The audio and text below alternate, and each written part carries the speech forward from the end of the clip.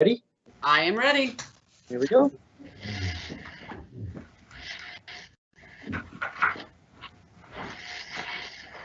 Good afternoon and welcome to the December 15th Lone Tree City Council meeting. Due to the length of the presentations for the Southwest Village Preliminary Plan and the Master Improvements Agreement, there is no study session this evening and Council is convening our regular meeting at 4:30 p.m. The first hour of our meeting will consist of our regular agenda items presented by our staff. This will be followed by the staff presentation on the Southwest Village Preliminary Plan.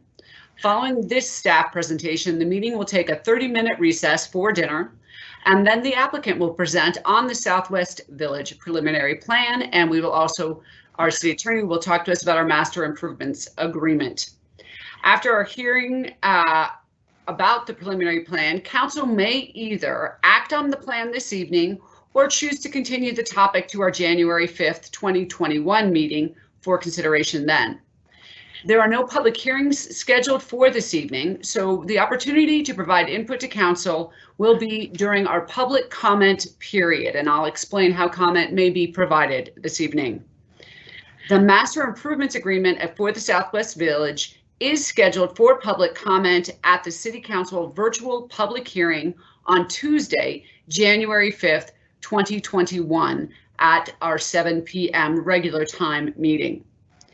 Meeting access this evening will be conducted virtually, and we are holding our meeting electronically in accordance with City Council adopted policy number 20-01.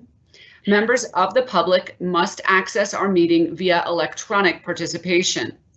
There are three ways to provide public comment during our virtual meetings. Any comments that were submitted in writing prior to our meeting will be forwarded or have been forwarded to the council and will be included in our official meeting minutes. If you would like to type a public comment during the public comment portion of our agenda, click the Ask a Question in the sidebar of the virtual meeting, enter your name, address, and also provide your written public input. Your name and your comments will be forwarded to City Council and also included in the official meeting minutes. If you would like to speak to Council live using your telephone during our public comment portion, please indicate that in the Ask a Question sidebar box. Submit your name, address, and phone number, and you will receive a call back from the city to provide your public comment over the phone. All public comment should be directed to City Council, and we ask that you please limit your comments to 3 minutes.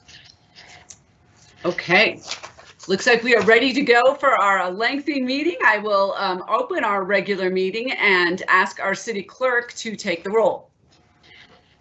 Councilmember Anderson. Present. Carpenter. Present. Shaw. Here. Mayor Pro Tem Brunick. Here. Mayor Millet. Here. We have a quorum. All right. I would like to ask everyone to stand and join me in the Pledge of Allegiance. I pledge allegiance to the flag of the United States of America and to the republic for which it stands, one nation, under God, indivisible, with liberty and justice for all.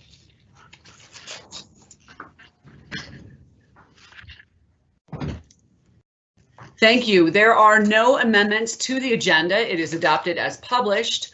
I will pause briefly to allow any council member to identify any conflict of interest. If we don't hear any, we are assuming we are all good. So let me pause briefly. Okay, hearing no one jump in, we are going to move on to our public comment portion. And again, I described the 3 ways public comment may be provided this evening.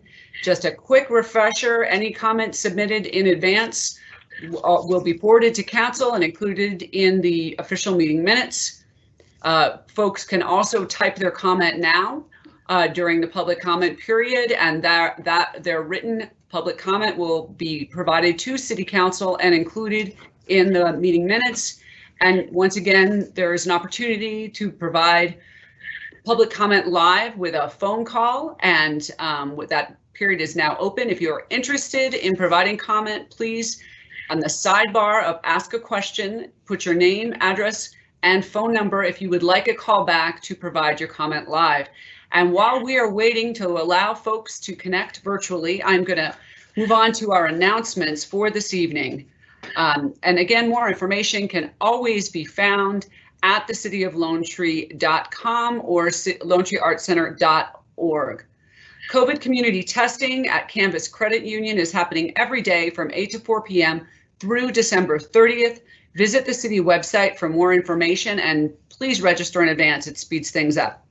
Virtual Arts in the Afternoon, Happy Birthday Beethoven with Ivy Street Assembly will be happening Wednesday, December 16th at 1:30 p.m. Again, it's a virtual event taking place at the Arts Center, but you'll participate virtually. Schweiger Ranch Holiday Caravan is Saturday, December 19th from 5 p.m. to 7 p.m. There's lots of fun surprises. It's an opportunity to provide a safe, socially distanced way to celebrate this wonderful holiday season. Live stream at Classic Holidays happening Sunday, December 20th at 7 p.m. This again is a Lone Tree Arts Center event, but it is happening virtually. City offices will be closed for the Christmas holiday from 12 p.m. on Thursday, December 24th through December 25th. So all day Friday and January 1st for the New Year holiday. I'm now going to see if anybody has indicated they would like to provide live public comment this evening. Mr. Robb, anything? Thank you, Mayor. I'm not seeing any requests for public comments. Okay. I'll close our public comment portion then, and we're going to move on to our consent agenda, which includes minutes of December 1st, 2020 regular meeting, claims for the period of November 24th to December 7th, and our October 2020 treasurer's report. I will ask for a motion on consent. I move to approve the consent agenda. Second. All those in favor, please say aye. Aye. Aye. Aye. Any opposed? Motion passes, consent passes unanimously. Moving on to our public works portion, resolution 20-33, a resolution approving the intergovernmental agreement between the City of Lone Tree and Park Meadows Metropolitan District regarding our brick wall engineering study. Justin Schmitz, our public works director, is presenting that this evening. Justin. Good afternoon, Mayor and members of City Council. I'm excited tonight to present an IGA for your consideration, and this being the first of a long meeting, hopefully we can get through this one relatively quickly. We did present this at study session, and it's a very similar presentation. If any questions have come up, please let me know. Next slide. So again, some simple background. This project is needed, and the reason it's needed is because we do need to complete an engineering study to determine a plan for the repairs and a replacement of the existing brick walls throughout the city. These are city-owned walls that exist mainly within the Park Meadows Metro District. And we had already worked together to get a study done in 2020. And unfortunately, we did have to defer that study due to budget constraints as a result of the impacts of COVID. However, we have been working on an IGA for collaboration between the city and Park Meadows Metro District to complete this study in 2021. The Park Meadows Metro District approved the IGA at their November meeting. Next slide. Again, this IGA is really to break down the different responsibilities for both the Metro District and the city in this partnership project. And really we want to make sure we get that done so we can move this project forward next year. And a quick summary of that, Park Meadows Metro District will oversee the request for proposals or the RFP process. There was a draft of that RFP included in the packet. The final version is very close to being complete and is being worked at by both teams. We'll also oversee the vendor selection and the contract award. There will be a city representative managed by the Park Meadows Metropolitan District. They will manage the project, and they have agreed to fund the project costs and have appropriated the full costs in their 2021 budget. So at this point, there is no funds from the city going in 2021. This will be funded by our great partners at the Park Meadows Metro District. For the City of Lone Tree, City representative, again, will be assigned to review the proposals and provide recommendations, as well as to continue to work throughout the entire project to make sure the goals of the city are also met. And finally, we will be overseeing the public outreach and communication efforts and addressing citizen questions. This is something that the City of Lone Tree Public Works Department does get questions from time to time from the public about their particular fence.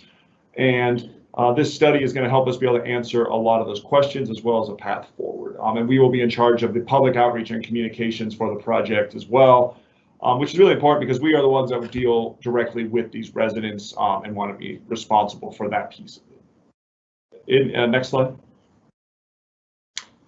Again, sort of the next steps, we are requesting council approval of the IGA at the meeting today. Request for proposals are planned to be due right around the end of the year, December 31st, 2020. That would allow us to get a vendor selected and a contract awarded in January of 2021. And then communication efforts in the project would begin in the first quarter of 2021. So with that, next slide, really any questions on this project or the IGA between the city and Park Meadows Metro District? Thank you, Justin. I'm going to quickly run through council to make sure everyone has the opportunity. I will start with Councilmember Carpenter. Yeah, I just wanted to acknowledge Park Meadows Metro District on their leadership around this, them being proactive on the management side of it, as well as the funding, knowing that we have a difficult budget ahead of us for 2021. So I just want to acknowledge their partnership on this. And thanks for all the hard work on staff to coordinate it as well. Thanks. Councilmember Anderson, any questions, comments? I would just comment that this is a necessary step to get the engineering inputs and appreciate the cooperation with Park Meadows Metropolitan District and our good work by Councilman Jay Carpenter to smooth the skids there to make that happen. Important step, needs to happen. Look forward to the recommendations later in the year. Thank you. Councilmember Shaw. It's all been said. Thank you. Okay. Mayor Pro Tem Brunick. Yeah, no question. Thank you. Thanks, Kath. My only comment is that in review of the IGA, it doesn't specifically ask that that a copy of anything be provided to the city. So I know we have great partners in Park Meadows Metro District, so I know they will be providing copy, but just for future, I think we always want to make sure that we request a copy of all the documents that are prepared when we are partnering on a project. And again, extending our gratitude and appreciation to Councilmember Carpenter and to the Park Meadows Metropolitan District, because without them, this project would not be able to move forward in a timely manner. So thank you, Justin, for that. Next, we have a yep. motion for your consideration on the next slide. I'll look for the motion. I move to adopt Resolution 20-33, a resolution approving the intergovernmental agreement, IGA, between the City of Lone Tree and Park Meadows Metropolitan District regarding a brick wall engineering study. I second. Second. All those in favor? Aye. Aye. Any opposed? We have unanimous approval. And again, thanks to all who played an important role in moving this forward, and a lot more to come on this topic. So moving on to our administrative matters, we've got Resolution 20-34, a resolution adopting the 2021 budget and appropriating, funds. And our Finance Director, Uli Neerling, is going to be presenting. Uli, thank you. Thank you for the opportunity to present on the 2021 budget. Again, this is again a presentation that I have given before on the public hearing in November, so I will be quickly moving through the presentation. Feel free to ask questions throughout the presentation though. Slide please. Our 2021 budget development cycle started in May with council budget session that really focused on policy decisions. From June through August, city staff then held internal meetings with council's direction to prepare a draft budget.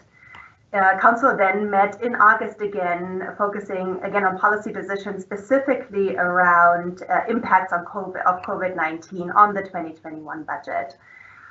followed by the council work sessions in September.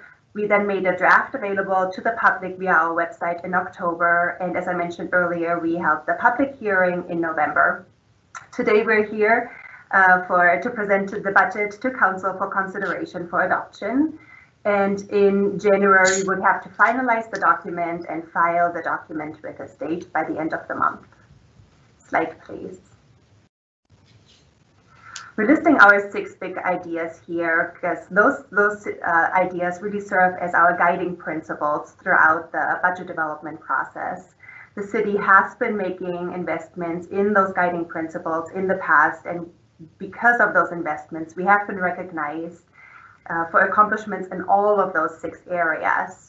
A couple of examples here are the LTAC sensory-friendly programs, as well as the Lone Tree Link and the Adaptive Traffic Signal Project. Slide, please. Before we can go into the 2021 budget, we do have to recognize that the 2020 calendar year has been an unprecedented year, with impacts on both the 2020 budget as well as the 2021 budget. Impacts due to COVID-19 include temporary and permanent store closures, varying capacity levels for businesses, for restaurants, for hotels, as well as events, impacts on consumer confidence, as well as a shift to online shopping. All of those directly affected revenues for the city. With council's involvement, we were very proactive early on to model the impacts on our revenues and identify early on expense savings as well as expense reductions and cuts, which ultimately ended and resulted in the 2020 budget amendment. Slide, please. Next slide, thank you.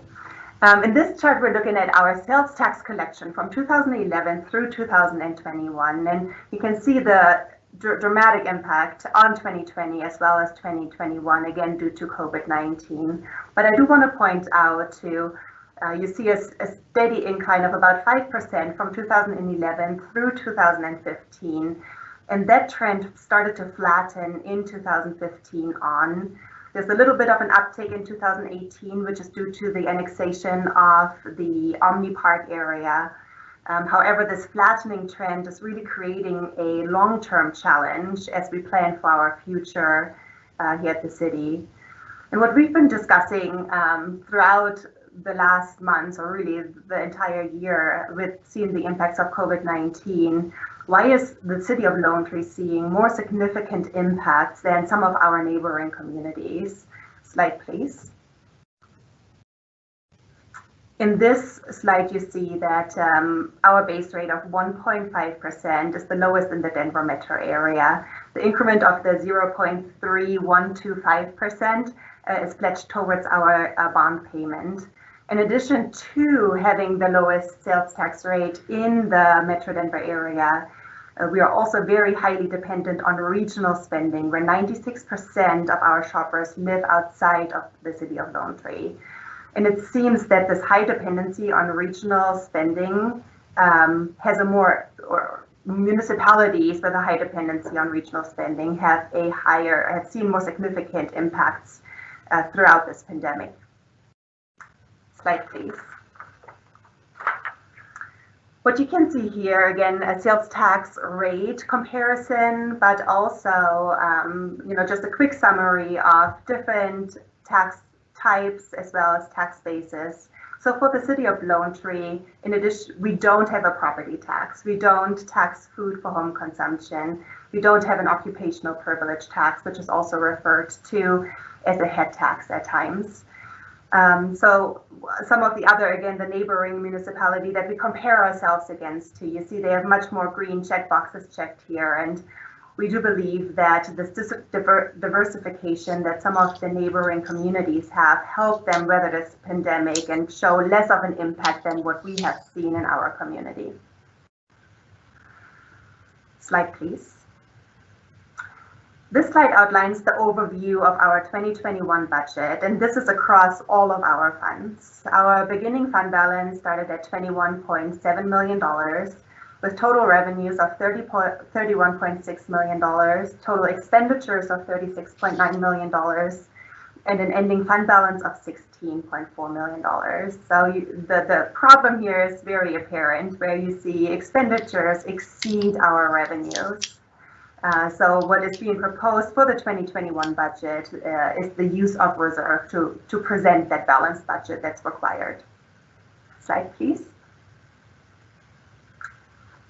This is just a quick summary of all of our revenues by source. And our two main revenue sources is one, taxes, which is in line with other governments.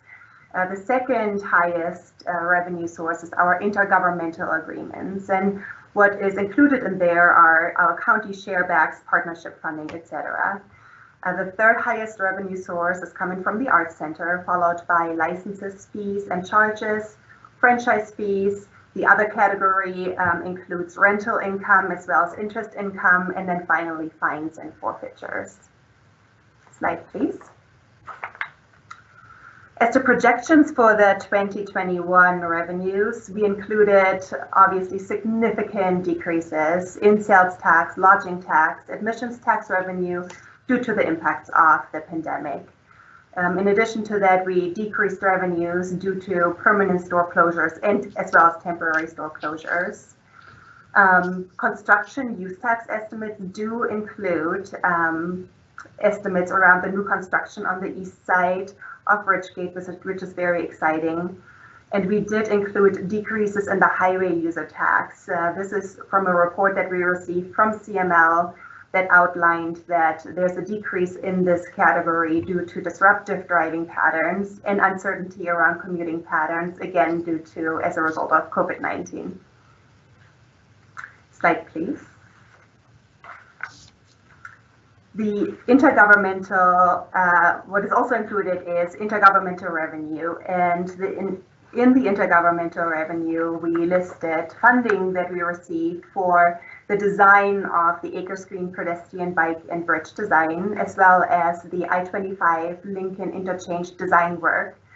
What has been added to this list, which is very exciting, and this is a change to the public hearing presentation, is the funding that has been made available for the Lincoln Avenue overlay and concrete replacement project. So $500,000 were secured from Park Meadows Metro District, $25,000 from Heritage Hills, and $25,000 from Omni Park. And I mean, this year more than ever, we're so appreciative of those partnerships that help us with the Metro districts again, and with the county that help us complete those very important projects. Slide, please. Switching gears over to the expense side. Again, this is just an expense demonstration broken out by department, starting with the police department, public works, capital outlay, the general government area, sharebacks with the mall, as well as Rampart Range, Metro District, and our debt service payments. Slide, please. Due to the reduced revenue expectations that we addressed in the previous slide, we took a multi-phased approach around our 2021 budgeting. And what we started out is with an austerity budget. So we really just focused on what does it take to keep the city operational, and compared that to the revenues, the operating revenues, looking at purely an austerity budget that we also refer to as a keep the lights on budget. We had a net deficit of about $200,000. The second step to our budgeting approach for 2021 then was followed by evaluating and prioritizing expenses related to service levels for our community, as well as capital projects. So additional funds were then added to maintain those certain levels for our community. Anything outside of the austerity budget, the funding for that was achieved by using our working reserve, and funding for capital projects was achieved by using our capital reserve. Council did not take this decision to use the reserves lightly, but it was recognized again that this was an unprecedented time and that reserves were put in place for unanticipated situations like this. Slide, please. Again, focusing on operating expenses here it was very important to council to maintain a high level of service for our community. And that includes in the budget funding for snow removal, for street maintenance, for trash and recycling, as well as community events. In regards to compensation and benefits, a new position was added to the 2021 budget, and that is the victim advocate position. 95% of this position is grant funded. So the city is only funding 5% of the position, but gets the full benefit, which is great work on the PD side. The budget does not include merit increases for staff, and the city decided to change health insurance vendors as of January 2021. Which resulted in budget savings to the city, but also in savings to the employees and the families. Slide, please. So the impact here on the working reserve, again, to fund the service level adjustment outside of the austerity budget, as well as that net deficit from the austerity budget, is a net effect of $1.5 million, which would leave us with an ending balance at the end of 2021 of about $3.7 million. Again, the working reserve was established by council for unanticipated situations like this. And due to council's prudent fiscal management in the past, we're now able to use these funds to help us get through this pandemic. The focus in future years will be to rebuild those reserves to previous levels. Slide, please. Switching over to capital expenditures, in terms of the amount of capital projects, it's very few compared to previous years. And really the focus on capital projects this year was, one, taking a look at projects that are urgent in nature, that could result in emergency repairs, which could become very costly, as well as projects that provided partnership funding. So going through the list here, the annual overlay and concrete replacement program for Lincoln Avenue was deferred from 2020 and being picked up in 2021, and now has $550,000 of partnership funding. The Yosemite and County Line traffic signal project was deferred from 2020. Both the Acres Green pedestrian bike bridge design work, as well as the I-25 Lincoln interchange design work, are bringing partnership funding. The storm drainage repair and study, as well as the elevator modernization here at the municipal building projects, both are to prevent emergency repairs in the future. And the police department vehicles is the purchase of 2 vehicles that were deferred from 2020 to 2021. We did initially plan for replacing an additional 4 vehicles in 2021. However, due to the restraints on revenues, that was not possible to recommend. So the final item that we have listed here, the phone system replacement for technology investments. The reason why this project really is on the list is our current system is not supported anymore. We can't get replacement parts. So it represents multiple improvements in different areas. One being it's just going to be a better tool for our staff, especially staff working at home. Slide, please. Again, the net impact here on the capital reserve, after looking at all of the capital projects that we just touched on, the net effect is $2.8 million. So we're starting the year with a capital reserve of $9.4 million. We have total recommended capital projects of about $5 million.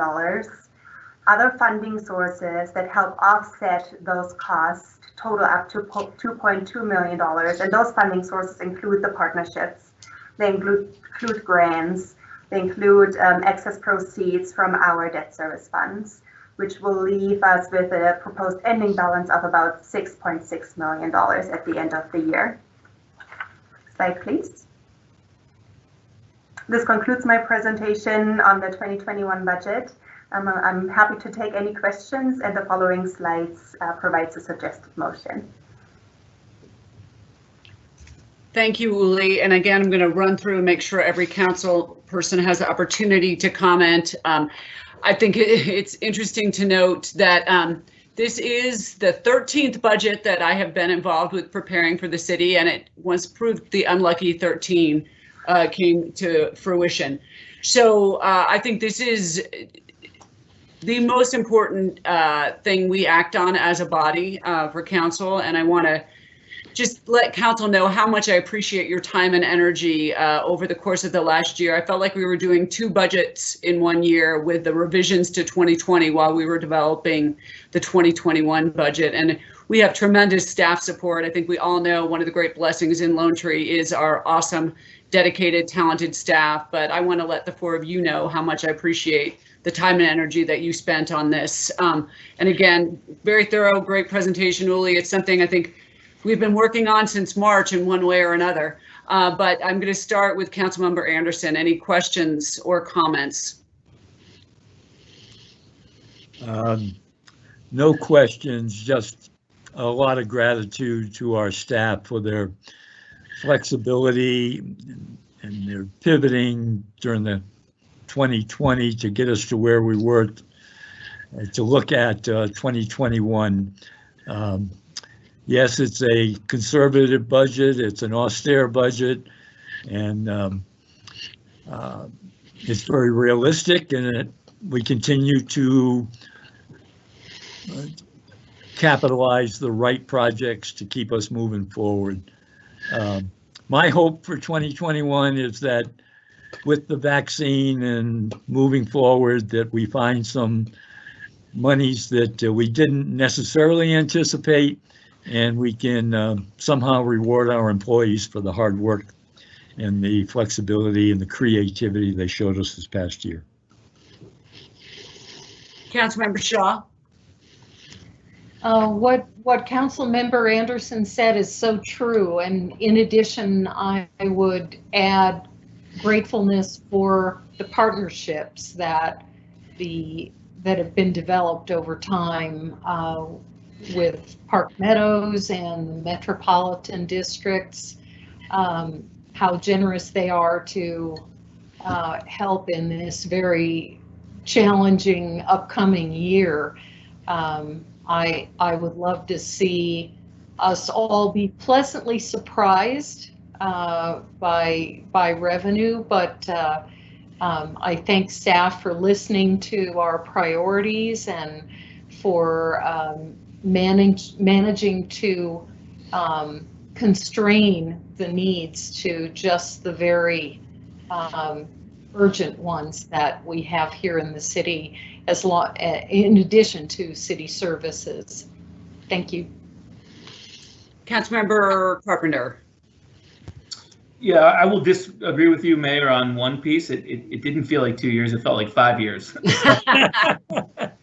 But I wanted to, again, just congratulate staff on all their hard work and really the ability to be nimble. And I think we were really proactive. We were early to the game. I remember those discussions in February of, okay, what are we going to do now, not knowing what March or April or anything was going to look like. So, the ability to be flexible and nimble and fluid, I think has paid off. And here's to hopefully a brighter 2021 for all of us. Amen. Mayor Pro Tem Brunick. Yeah, I agree with everybody. Thanks for all those great comments. And I would just add that I think I was most impressed.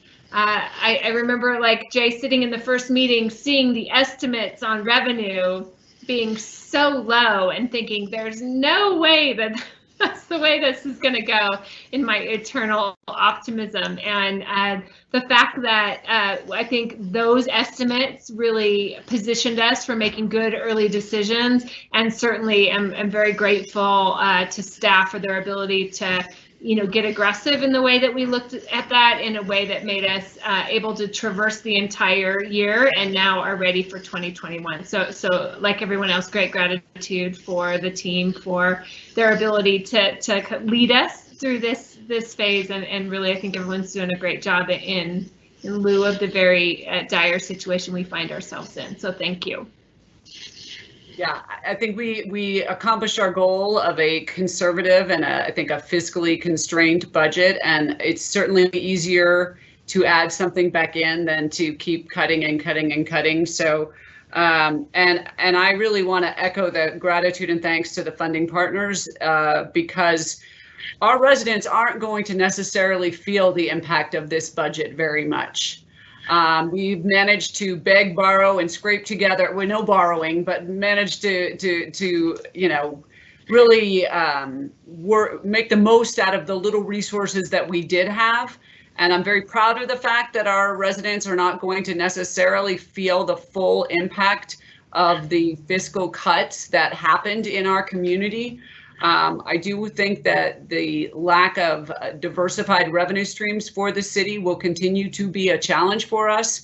And I think that is going to be the challenge for this council to sit back and really think long and hard about positioning us for continued success. It was prior councils that had the foresight, and I sat on them when we decided to establish policies on our working reserve and our capital reserve to weather the storm. And I think our intention when we adopted those policies was to never have to weather those storms. Well, we've proven that that isn't the case. And I think this council's job is going to be to position the city for success, you know, 5-10 years from now, so the future council can benefit from our foresight. So with that, that long-winded spiel, I will look to council for a motion. I move to adopt resolution 20-34, a resolution adopting the 2021 budget and appropriating funds. Second. All those in favor, please say aye. Aye. Any opposed? The motion passes unanimously. And again, congratulations to council and to staff for a job very, very well done. Okay, usually that's it, guys. Usually you get to leave our second meeting in December, but we have got a lot of work ahead of us. So with that, let's move on to resolution 20-35, a resolution amending the City of Lone Tree's admin fee schedule. And we're going to have a presentation from our city clerk, Jay Robb, and Kelly First, Community Development Director. So Jay, are you starting this one? Yes, I am, Mayor. I'm going to get into a couple administrative fees that we've presented to council in past study sessions, and then close with 2 fees that need to be inserted into my section of the fee schedule instead of other sections of the city fee schedule. We like to remind council and our residents that the city has the rights behind state law and also the Home Rule Charter to impose fees to retrieve the costs of services. And just as a reminder, if approved tonight, resolution 20-35 would codify the 2021 city fee schedule, and those fees would go into effect January 1st, 2021. Just going to start from the top and cover the 3 types of administrative fees that we've discussed in the past. There are late application fees at the state level anytime a liquor license lapses beyond its expiration date, and a reissue fee anytime a liquor license holder lets their license lapse beyond 90 days of their expiration date. These 2 fees are assessed by the state anytime these instances occur. We would have the option to deal with that licensee. We could waive the late application fee or exercise both rights to issue the $500 late application fee and the reissue fee. And then we're also asking for the right to charge $25 per day for any day the license has been expired beyond 90 days. And as I mentioned during the study session, we don't anticipate using this very often. I've never done it in my 7 years as a city clerk. We like to kind of just use it as a carrot and stick type philosophy as a warning to make sure that we get our liquor licenses renewed. And we're always in communication with our liquor license holders to make sure that happens. Besides that, I guess I'll just move on to the court sealing fees. We discussed 2 other state fees that are in place for sealing dismissed adult cases and then criminal convictions of adult cases. These are a result of new legislation in 2019, and these are happening at the district court level and have seeped their ways into the municipal court level as well. One thing I wanted to clarify from our last study session is that the city prosecutor does use dismissals as a tool for sentencing to make sure that other sentencing requirements do get completed. So the majority of our dismissed cases are actually a plea bargain with the municipal prosecutor to make sure that sentencing gets complete and to avoid a prosecution or a hearing with the municipal judge. There are cases where the city may not have a witness show up, or a police officer who is testifying may have moved on to another city. And in those cases, the city would incur the court fees for that defendant. However, as I mentioned in my staff report, those dismissed cases do leave kind of a carbon copy in someone's criminal record that could be seen by a prospective employer. And so sometimes we get cases where past defendants need those dismissed cases to be sealed and erased from their criminal record because they were not convicted. So those are the two court sealing fees, and we'll close with a chance for questions here at the end. And then the last two, you may remember, we're recommending cleaning and rental fees for the Lone Tree Civic Center. This is, well, COVID kind of raised our awareness on this topic. And we were seeing some cleaning costs that would have to be incurred by the city if groups did use the Civic Center this year or into 2021. We set these rates according to similar rental rates from South suburban facilities surrounding us. And you can see our two recommendations there, $75 per room for the first hour or less, and $120 per room, basically for a day, between 4 to 8 hours at the Civic Center. And in a post-COVID world, we'll certainly reassess the Civic Center cleaning and rental fees. Two other fees that exist at the city that needed to be shifted under my section of the fee schedule. We weren't really sure where these belonged, and so we made a miscellaneous section under the city clerk fees. When the council adopted ordinance 20-03, it shifted the submittal of special district service plans to my office. And that fee existed in the community development fees. We just need to shift it under the city clerk admin fees. Anytime a special district submits a plan, a new plan, or a proposal for a plan amendment, that is accompanied with a $2,500 fee.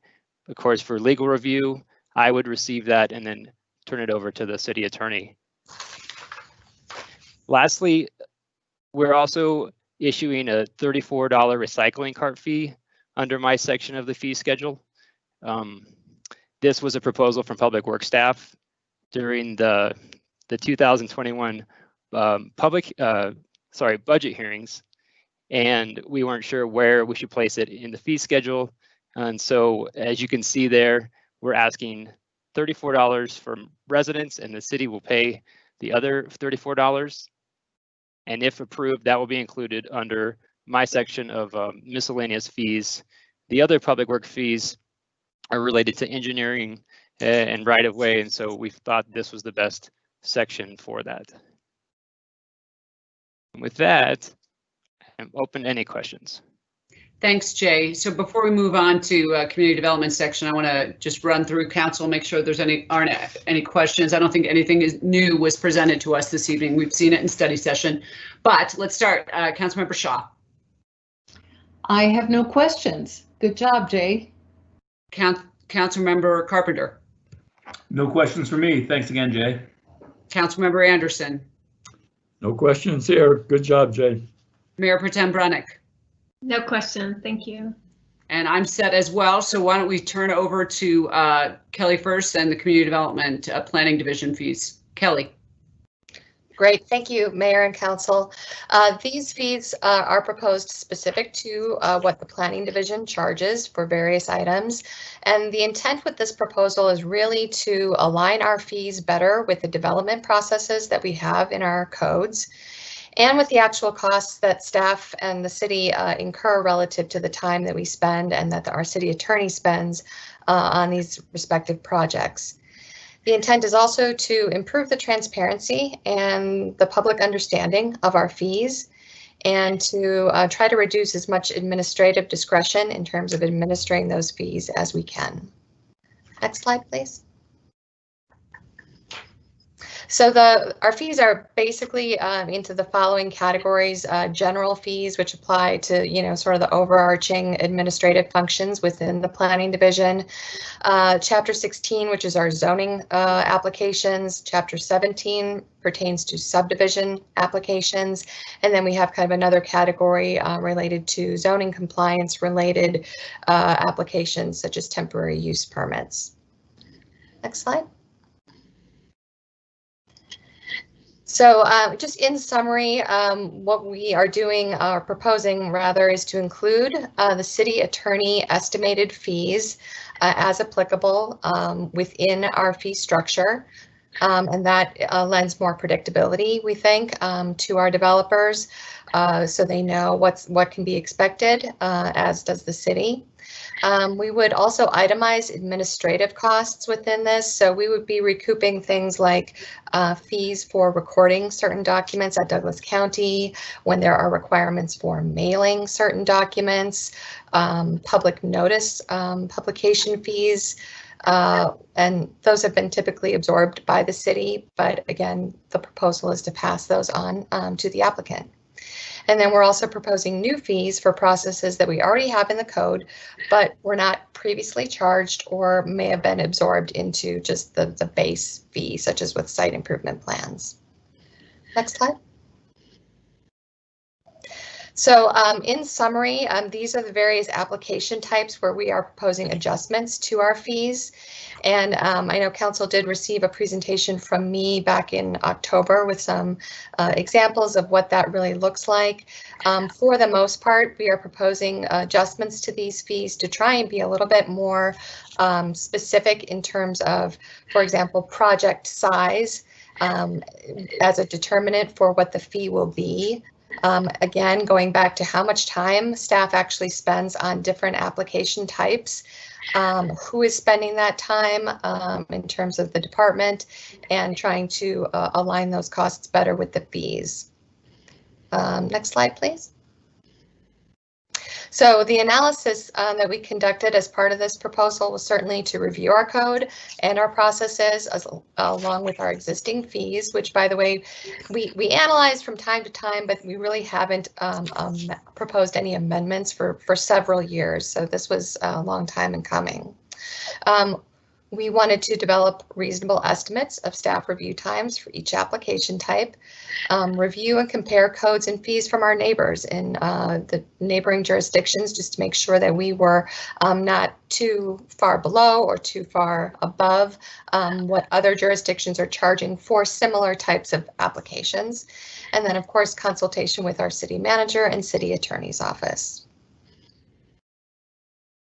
I will say from the study session that we presented in October, the only change we have proposed is to add a fee for the vacant property registration, which you'll recall is a new program that the council approved of just a meeting or so ago. So that $1,000 fee has been added to the proposed fee schedule.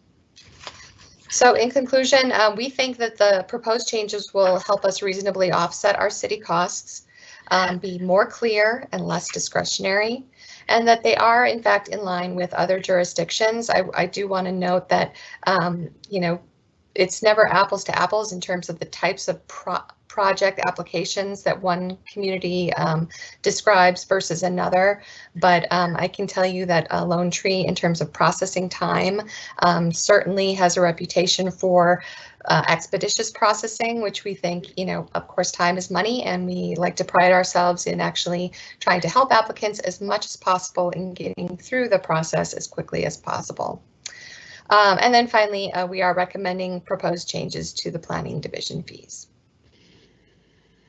Are there any questions? I'll quickly again run through. Councilmember Carpenter. Nope, no questions for me. Time is money. Yeah. Mayor Pro Tem Brunick. No questions. Thank you, Kelly. Thank you. Councilmember Shaw. Nothing. Very clear, Kelly. And Councilmember Anderson. Thank you, Kelly, and thanks for making sure that we are expeditious about working with our applicants. And I don't have any substantive questions, but what was making me crazy, Kelly, is where in the staff report is the new fee for the vacant property? And I'm sure it's right in front of my eyes. I just could not find it when I went through the proposed planning.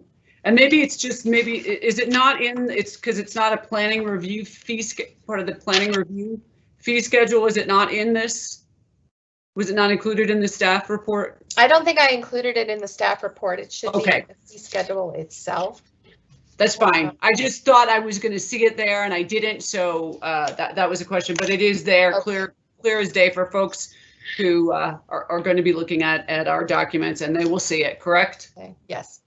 Okay, great. No questions on that. Again, we had seen most of it. So I will look for a motion from council. I move to adopt resolution 20-35, a resolution amending the City of Lone Tree administrative fee schedule. Second. Second. All those in favor, please say aye.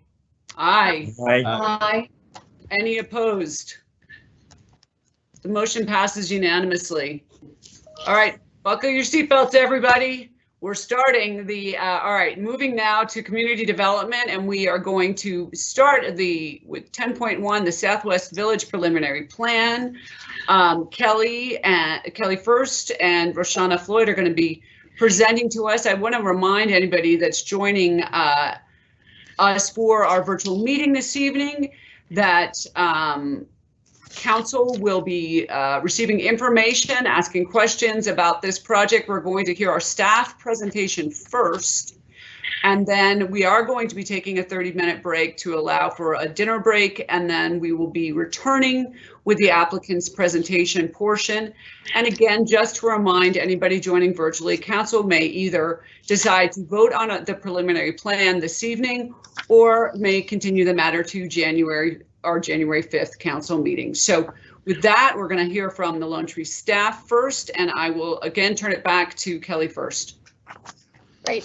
Thank you, Mayor. I did just want to take a brief moment tonight to introduce this project before I turn it over to our senior planner, Roshana Floyd, for the staff presentation.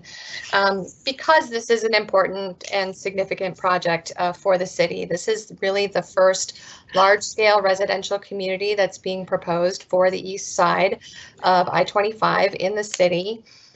It's been a long time in the making in terms of planning and collaboration with our partners at Shea Homes and with Coventry. And so we're very proud of how it's come along and very appreciative of the folks who have participated in this planning process, which has been really, from the city standpoint, people from across departments, and as well as our agencies like South Suburban and others. And of course, as I mentioned, the folks from Shea have been really great to work with. So I just wanted to acknowledge that.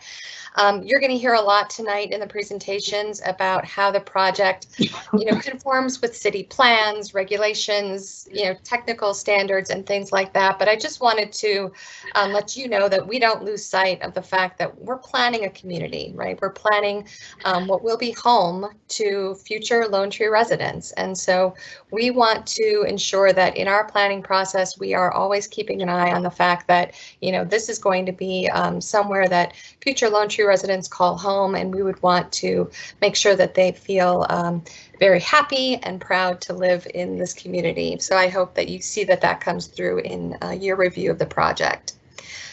We have been working, as I said, with Shea Homes and with Coventry for over probably 2 years now. Of course, no one predicted the year that we would have with COVID and challenges, to say the least. However, I can say this team did not miss a beat. We have been continuing to collaborate throughout this entire time, remotely, of course, and found ways like this virtual meeting to present the information. So it's been really a pleasure, especially during this hard time, to look to the future and look to better times coming. So I also want to just quickly acknowledge and appreciate the City Planning Commission, who voted unanimously a couple of weeks ago to recommend approval of this preliminary plan. They did just a tremendous job reviewing all of this information, as I know that you have been asked to do as well, and we so appreciate your time and attention to detail. And then finally, I just want to mention that in addition to our planning staff tonight, we also have some folks who you may want to question or draw upon tonight. Just want you to know that they're available. Our Public Works Director, Justin Schmitz, of course, our City Engineer, Jacob James, as well as our Chief Building Official, Matt Archer, are all here tonight in the event that you have questions for them. And then just finally, as Mayor Millet pointed out, if you feel as though you're just not able to get through this information all in one night, or you need more information in order to make a decision, we do have that certainly as an alternative to continue this project into your January meeting. So with that, I will turn it over to Roshana Floyd. Thank you, Kelly. Good evening, Mayor. Good evening, Council. Lovely to see you all virtually this evening. Jay, if you would please advance to the slide that begins with presentation order. Fantastic. Thank you. All right, so as Kelly mentioned, the intent of staff's presentation this evening is going to be to keep things fairly high level. The applicant will follow with their presentation. They will be able to do a deep dive into many of the components of this development. We don't want to reiterate a large variety of the issues that we discussed and the components that are presented in your staff report. Our intent is just to provide kind of a full overview and refresh everyone's memory as essentially a lead-in to the applicant's presentation. So with that said, this evening we're going to talk briefly about what the request is, what regulations and codes we reviewed, a brief summary of the site and development analysis, a brief discussion of some of the constraints and restrictions that you will see on this site. We're going to talk about infrastructure, and then we'll give an overview as well of what the next steps for the village will be following preliminary plan approval when we get to that point. We do have some recommended conditions of approval prepared for you if council gets to a point following the applicant's presentation that you want to make a motion. We have those available and we can review those following the applicant's presentation. Next slide, please, Jay. Fantastic. All right, so here we're going to talk a little bit about the background. This is a momentous occasion, as Kelly mentioned. It's the first preliminary plan application for Ridgegate East.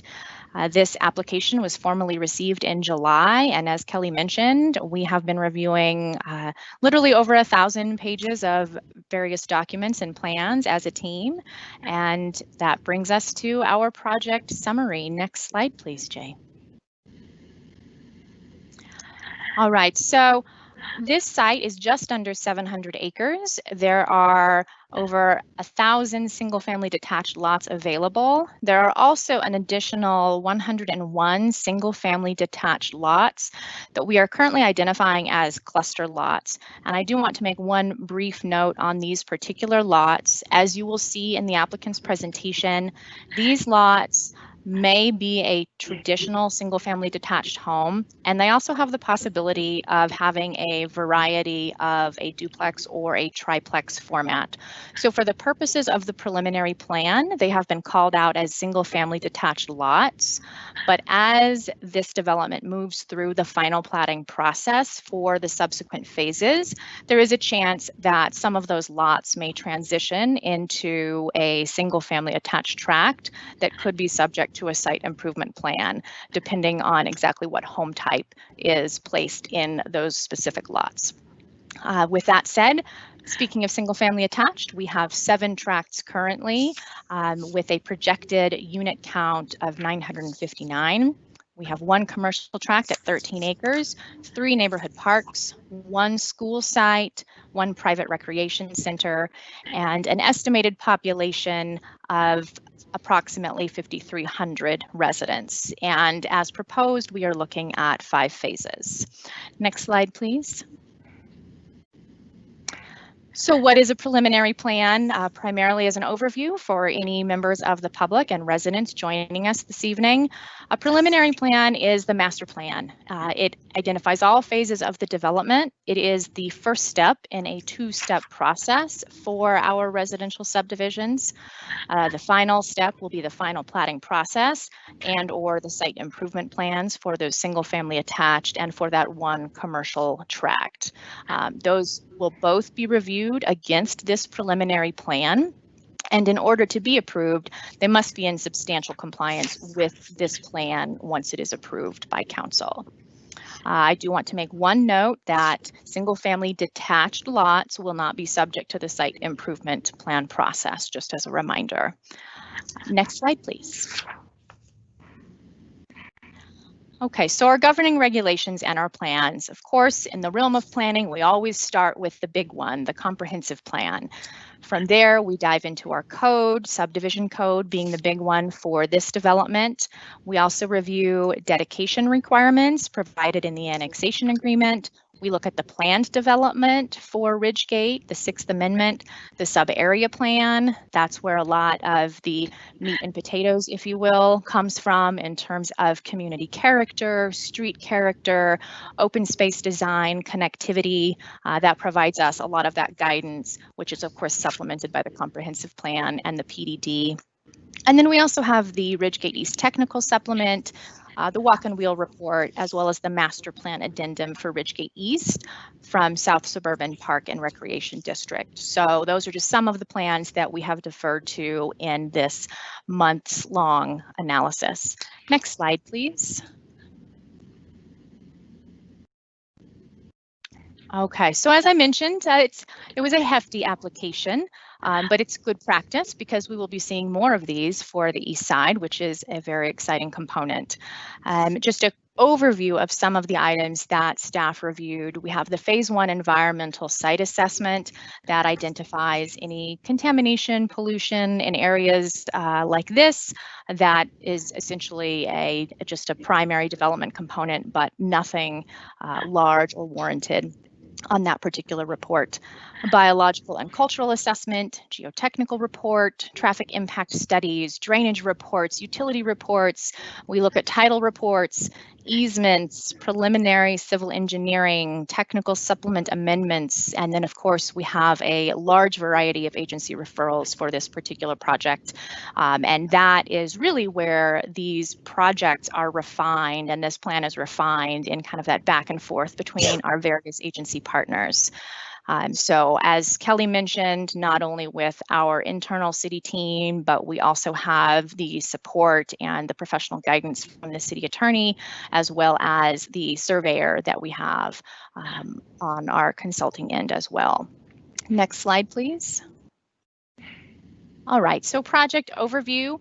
Again, just to call out, it looks like a lot of pretty colors, but what this is telling us is, again, where our open space tracts are, where our infrastructure tracts are, and the variety of single-family attached, commercial, and then the individual residential lots, and their placement relative to the road network and relative to the trails network.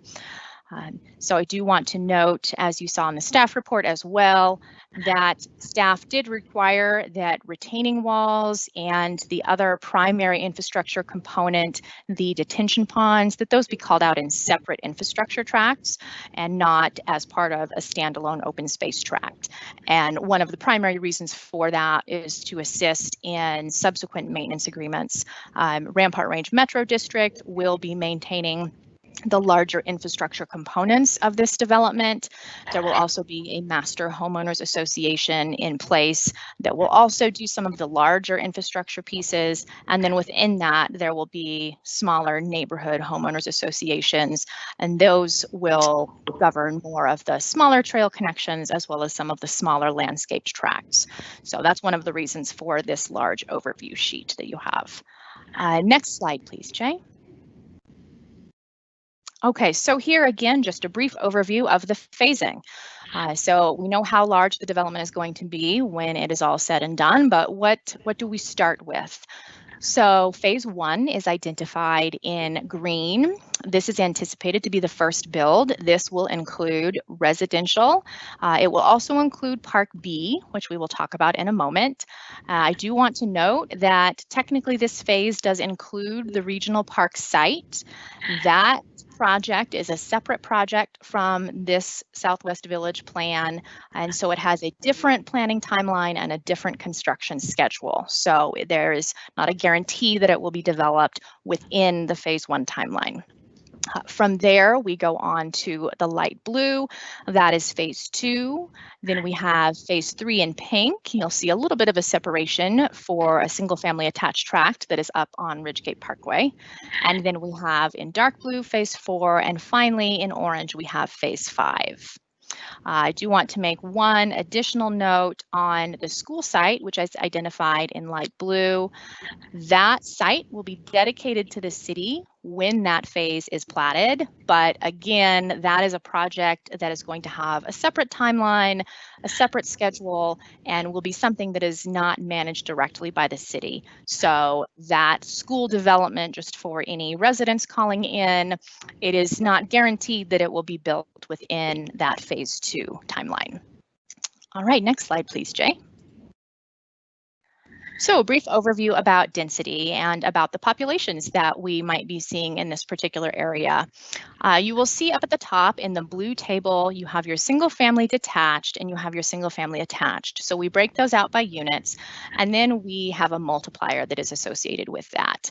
That multiplier comes directly from the sub-area plan for the East Villages. It has a lot of math calculations behind it relative to the Ys for how that is determined for this particular housing type.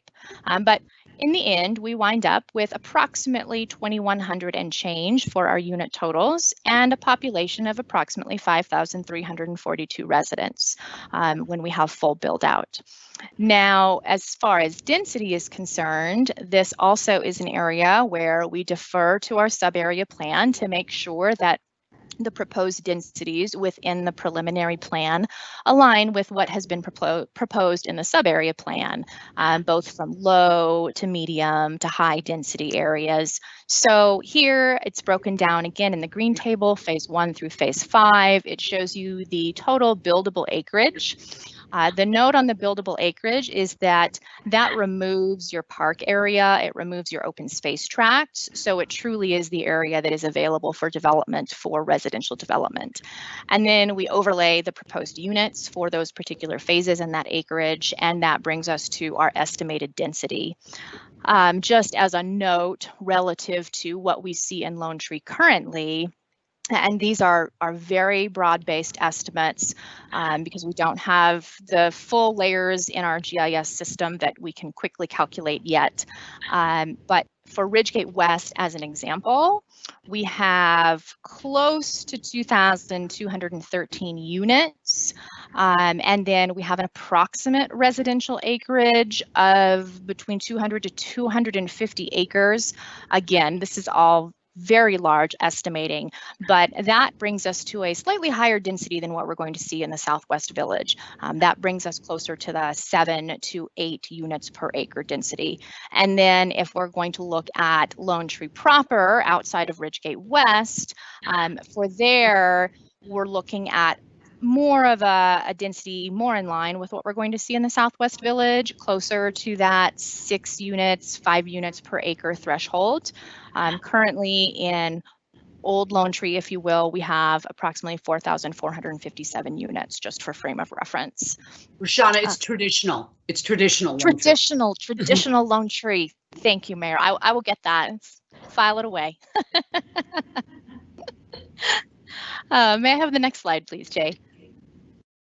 Okay, so as I mentioned, we are going to be talking about site analysis and development restrictions. And here you have some photos of the area. So as you can see, there is a stream. This particular site is bordered on both sides by a regulated special flood hazard area. So that actually provides a very nice natural boundary on both sides for this site. May I have the next slide, please, Jay? Okay, so now we're going to talk just again broad strokes, because the bulk of this is in the staff report and in the hundreds of pages in all of those previous biological and environmental reports that I discussed earlier. But broad brush, first we look at hazards. So one of the first hazards that we look at, of course, is the FEMA Special Flood Hazard Area. So as I mentioned, this site is bordered on both sides by those areas, but that is not impacting the developable residential areas that we're looking at for the actual home sites. We do have some jurisdictional waters that have been identified on this site. Those will require updates from the Army Corps of Engineers every 5 years. They already have current letters in place. So that, again, is in development of this size. There are some additional task items that are just part of the business plan for these developments, and that is one of them.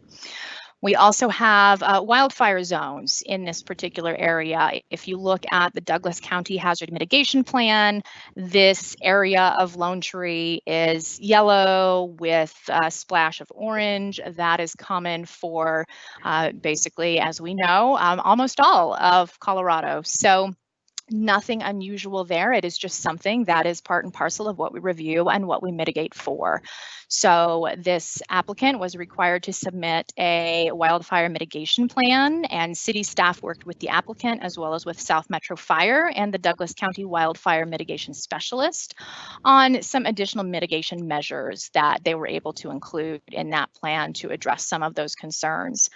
There is also a Parker Water and Sanitation District infrastructure tract that you will note at the southern boundary of the preliminary planning area that is adjacent essentially to the east-west Douglas County Regional Trail connection. And as the applicant can discuss in further detail, there is the possibility for some additional underground water storage. So there are a number of aspects that will provide additional supplements in wildfire mitigation as this particular development continues. The city also consulted with the Colorado Geological Survey in reviewing the geotechnical reports to review the various erosion risks, again, taking this plan and its development reports up against what we have for the hazard mitigation plan, as well as for our technical requirements for those. So that had an additional level of professional review on that. When we come to the land site, I mentioned the jurisdictional waters of the United States. We also have some expansive soils, also fairly common for this area of Colorado, just something that we plan with that in mind. So regarding drainage and some of the other items that we may see on this development due to topography, drainage components will be handled in 2 ways, and I'm going to again provide a very quick summary, but we do have staff members on the call who can provide additional detail on these if there are additional questions. But we have the grading, erosion, sediment control permit. That happens essentially at the initial part of the development. That's one way that we mitigate erosion and drainage issues.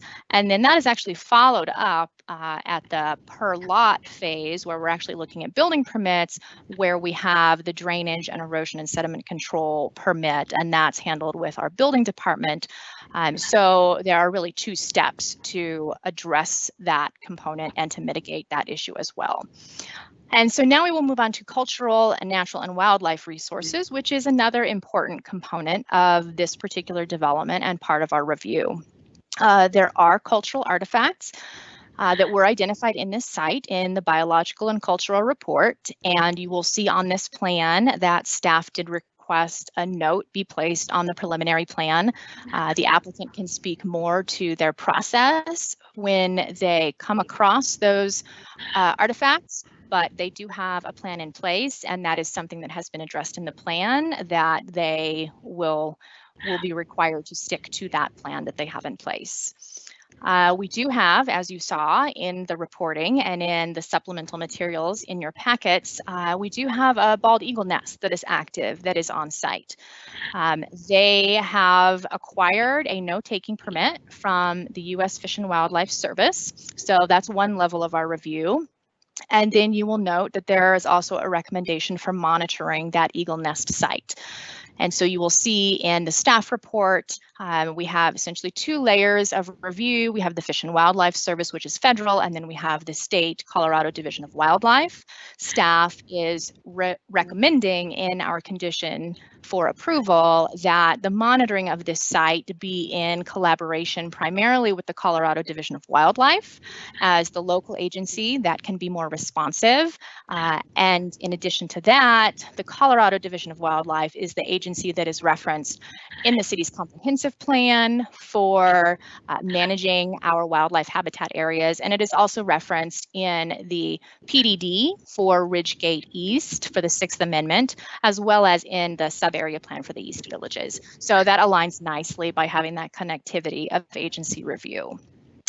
And then with that said, we also do have some burrowing owls on site. Again, something that is very common to development in this area of Lone Tree and this area of Colorado.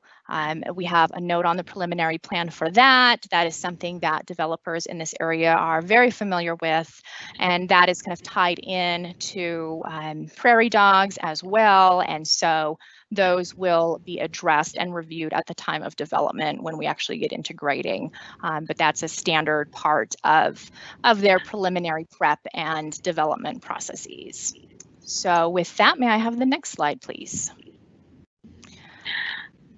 All right, now we're going to talk about development analysis. Again, staff is not going to go too far into the weeds on this because we review these components, but the applicant is better positioned to speak to the whys and the hows of these particular components. May I have the next slide, please? All right, so we're just going to provide a brief overview again of the site so that you can see.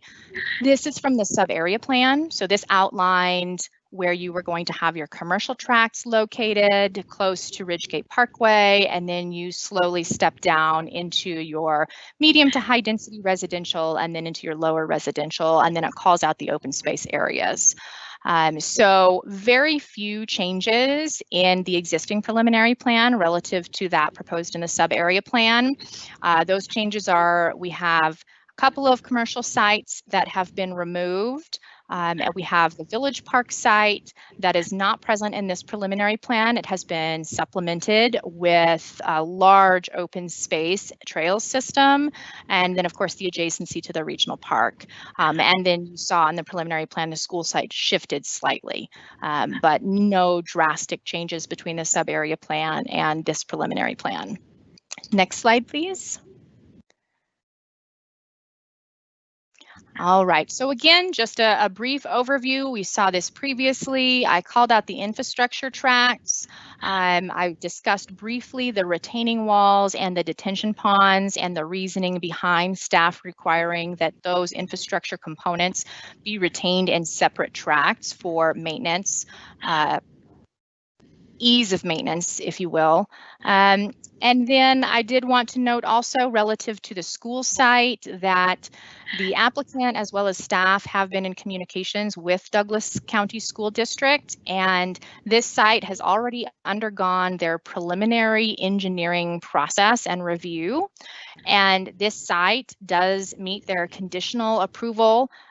Basically, conditional approval is all that they are able to provide until they are truly ready to build a school, which is likely years out.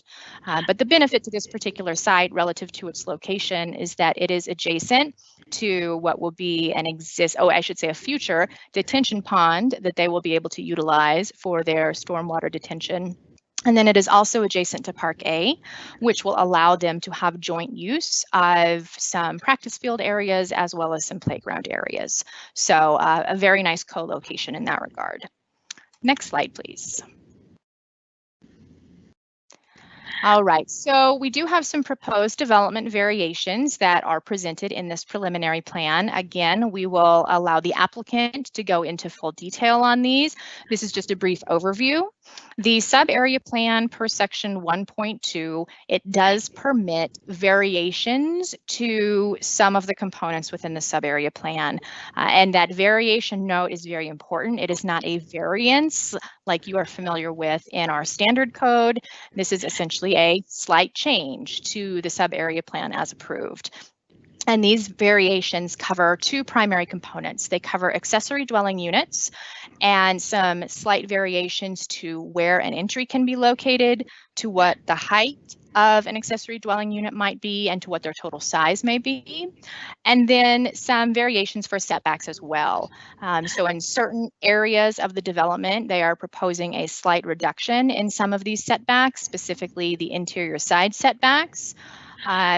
In terms of the area to which this will apply, when you're looking at the total subdivision, the setback for interior side setbacks will apply to approximately 30% of the development, just to give you an understanding of the scope of these variations. And then there are a couple of, well, I should say a few non-traditional lots that exist in the development, and they are proposing a variation to some of those setbacks as well that they will discuss in further detail.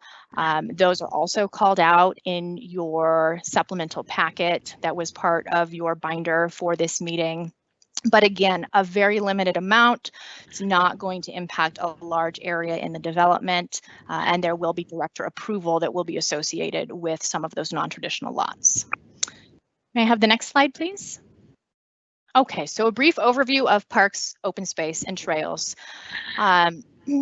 Important to point out for this preliminary plan and this development of the village, we reviewed the preliminary plan here this evening. There is also a separate application process for a master park plan that will be coming to you at a later date. That is in the earlier processes. It has gone through informational meetings with Planning Commission, as well as an informational meeting with the with the South Suburban Park Recreation District Board, and then it has been approved by the Recreation Advisory Committee. So it will be coming to you soon, but for all of those reasons, we will not be doing a deep dive into the specific programming of the neighborhood parks when we talk about them this evening.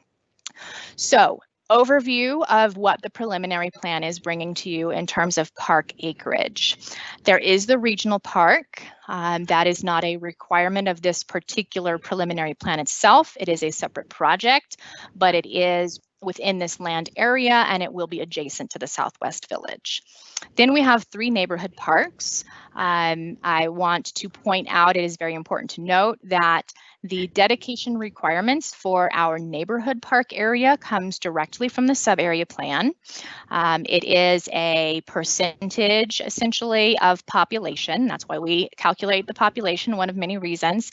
And for this particular development, 26.71 acres of neighborhood parks are required. The developer is providing 27.86 acres above their minimum requirement.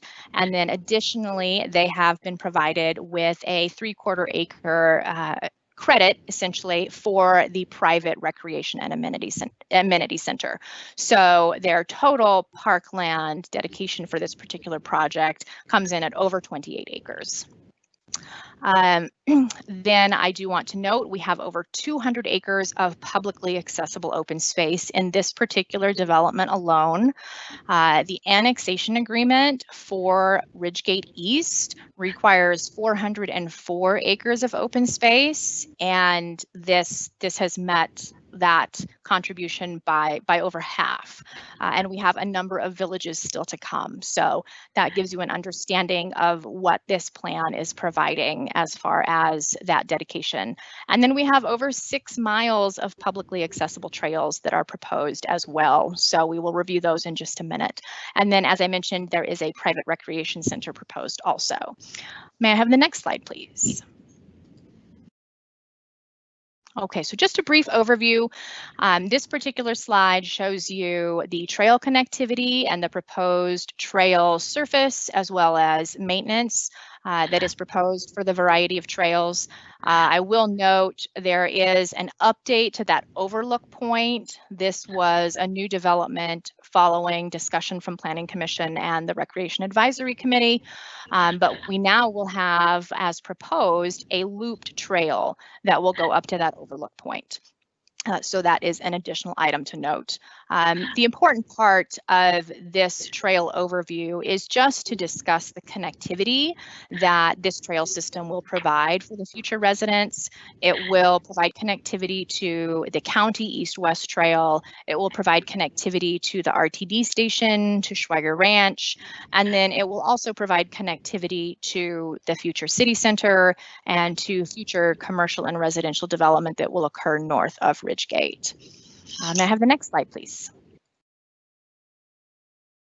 All right, so we are going to talk briefly about transportation. This plan is guided, of course, by the city's master transportation plan, by the sub-area plan, as well as by the technical supplement that I mentioned earlier. Next slide, please. This slide will show you just a brief overview of what that road network looks like, and it will call out specifically what each segment of that roadway looks like. So for anyone at home following along in the full packet, this is going to be followed directly by 2 pages that show you individual cross sections for each street. So you can see exactly how wide the street is, if it's going to include parking, how wide the sidewalk is, if there's going to be a tree lawn. You do see several areas that are called out in yellow. There are private alleyways here that have been indicated. These have been vetted by our public works team. I believe there may be a couple of small changes to the color call out for some of these, as they may not be full traditional private alleys, they may be driveways. I will let the applicant respond to that when we get to his presentation, but just to let you know that there may be a slight change to that one. Next slide, please. All right, just a brief overview of what a typical collector street is anticipated to look like. On the left, you see section CC. That is directly from the preliminary plan. That gives you your engineering basics. And then on the right, you see more of a conceptual of what that truly will look like once the tree lawn is in. And that is directly from the sub-area plan. Next slide, please. And then this is a typical local street. This conceptual, not as pretty as the sub-area plan, but this is what free software will do for planners. So this is section BB, typical local street as proposed by the preliminary plan, and then an idea of what it might look like in form once we have homes next to it. All right, next slide, please. So just to wind out an overview of what our process has been. We had an initial 35-day referral period for our agencies. We sent this out on referral to over 40 agencies, and we received 27 responses from agencies, as well as 2 responses from residents. That resulted in, actually ended up being 4 resubmittals, because we did have a resubmittal on one of the ADU variation packets.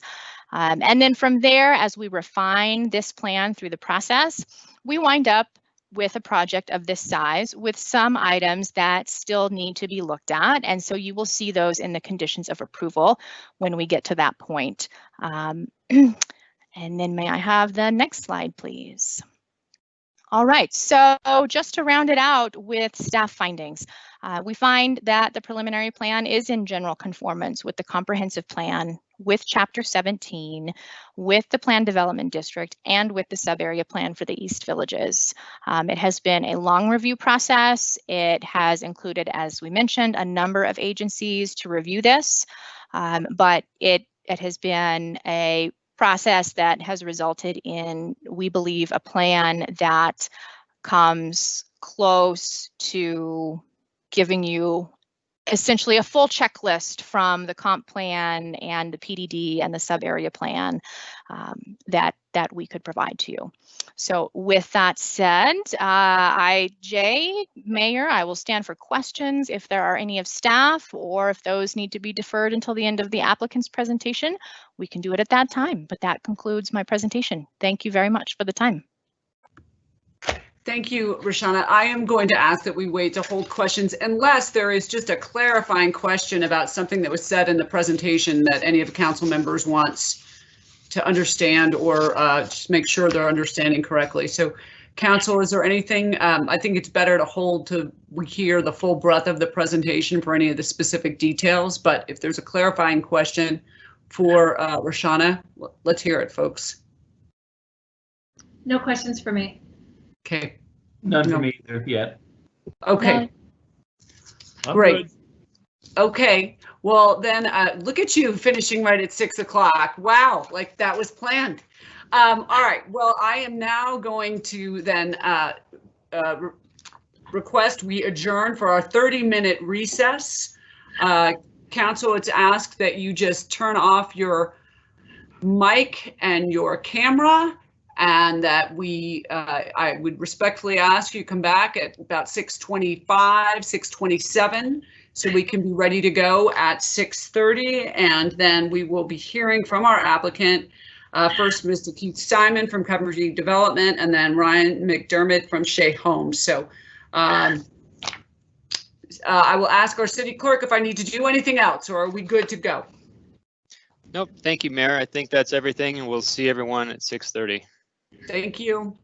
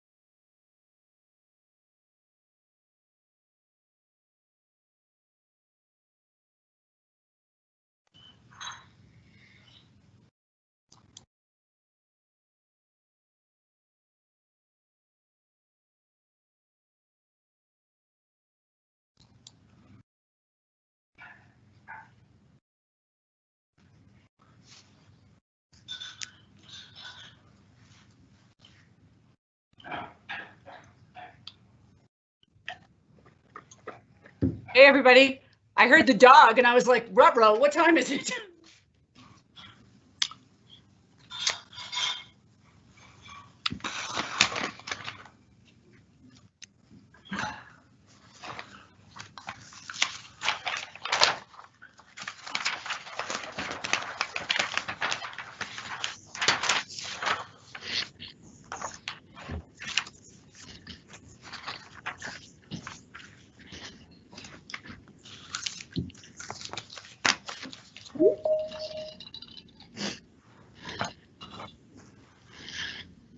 We ordered Cornelli's, but they're still not here.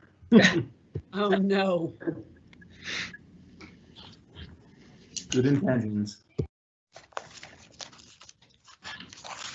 Well, I'm sure there's food in my teeth, and fortunately, none of you will be able to see it.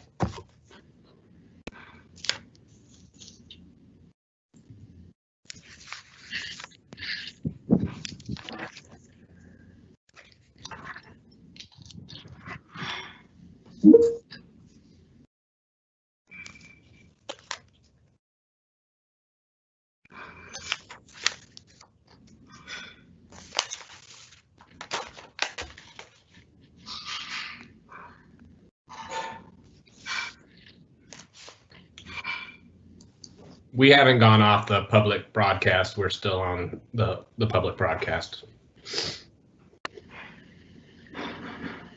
So even knowing that, Seth, I just want to say my condolences to you and your family. Thank you. I really appreciate that. You doing okay? Yeah, we're doing all right. Thank you for mentioning that. You bet. Okay, it looks like my clock is saying it is 6:30. So I don't know if it's appropriate to say reconvene, but I think we are reconvening for our December 15th Lone Tree City Council meeting. For anyone just joining us, I want to just provide a refresher. Council canceled our study session, and because of the length of the presentation on the Ridgegate Southwest Village, we went ahead and started with our council meeting directly at 4:30, went through the normal course of business. We had the staff presentation on the Southwest Village. We are reconvening after a 30-minute recess and continuing with the applicant presentation. And we are starting off this evening with Keith Simon from Coventry Development. And good evening, Keith, and welcome. Good evening, Mayor and members of the City Council. Nice to see you again. Jay, you can go ahead and bring our slide deck up. That would be great. I'm Keith Simon, Director of Real Estate Development for Ridgegate, and also Executive Vice President of Coventry Development, which is Ridgegate's master developer. First, I'd just like to say thank you to Roshana for the, as usual, excellent overview and staff report. We really all appreciate that quite a bit. And a huge thank you to really the entire staff you have there at the city for two plus years of work and collaborative problem solving with us on this project. And we really do not take that for granted. We very much appreciate it. This is the largest and most complicated single project we've ever brought to you in our 20-year history. So we understand that, you know, we've been working on it daily for 2+ years, and you're being asked to understand it and approve it in a matter of, you know, relative minutes. So we feel for you in that, and we'll try to help you as much as possible by answering any questions that you have. I also wanted to thank you for joining us on the property tour last spring of 2019. Seems like a long time ago.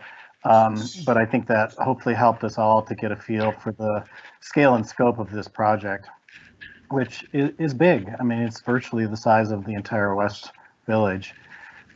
Normally at this point, I would be telling you that the Ridgegate Design Review Committee has approved this project, but since that's not a requirement for this type of project, I do want you to know that Ridgegate has been very integrally involved with Shay and the city staff in creating this plan, and we think it's going to result in really a great place for people to live, given its wide range of product types and price points, and its wonderful integration with parks and open space. We just think it's really going to sing over there. If we could go to the next slide, please.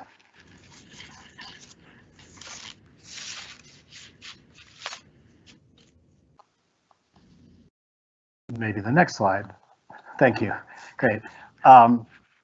So I think you've all seen this slide before, but I wanted to just remind you how this project fits into our Ridgegate East Side launch strategy. So we've got 3 areas of focus marked here by the blue circles. Shea's Southwest Village is really the centerpiece and largest in the middle. Then we have mixed use development at the Ridgegate Station TOD to the left. You've already approved Regency's luxury apartment project with embedded retail. You'll soon in January and February be seeing Coble's affordable housing project their SIP. And then we have several TBD sites for commercial, retail, and hotel and other high density residential development there at the Ridgegate Station TOD area. When you combine Shea's Village and the TOD area, you know, we're looking at in excess of 2,500 residential units with residents starting to live there in 2022. It's not that far off. Ultimately, that'll probably result in probably more than 6,000 new residents in the city. You know, again, roughly the same as the West Village, maybe a little bit more.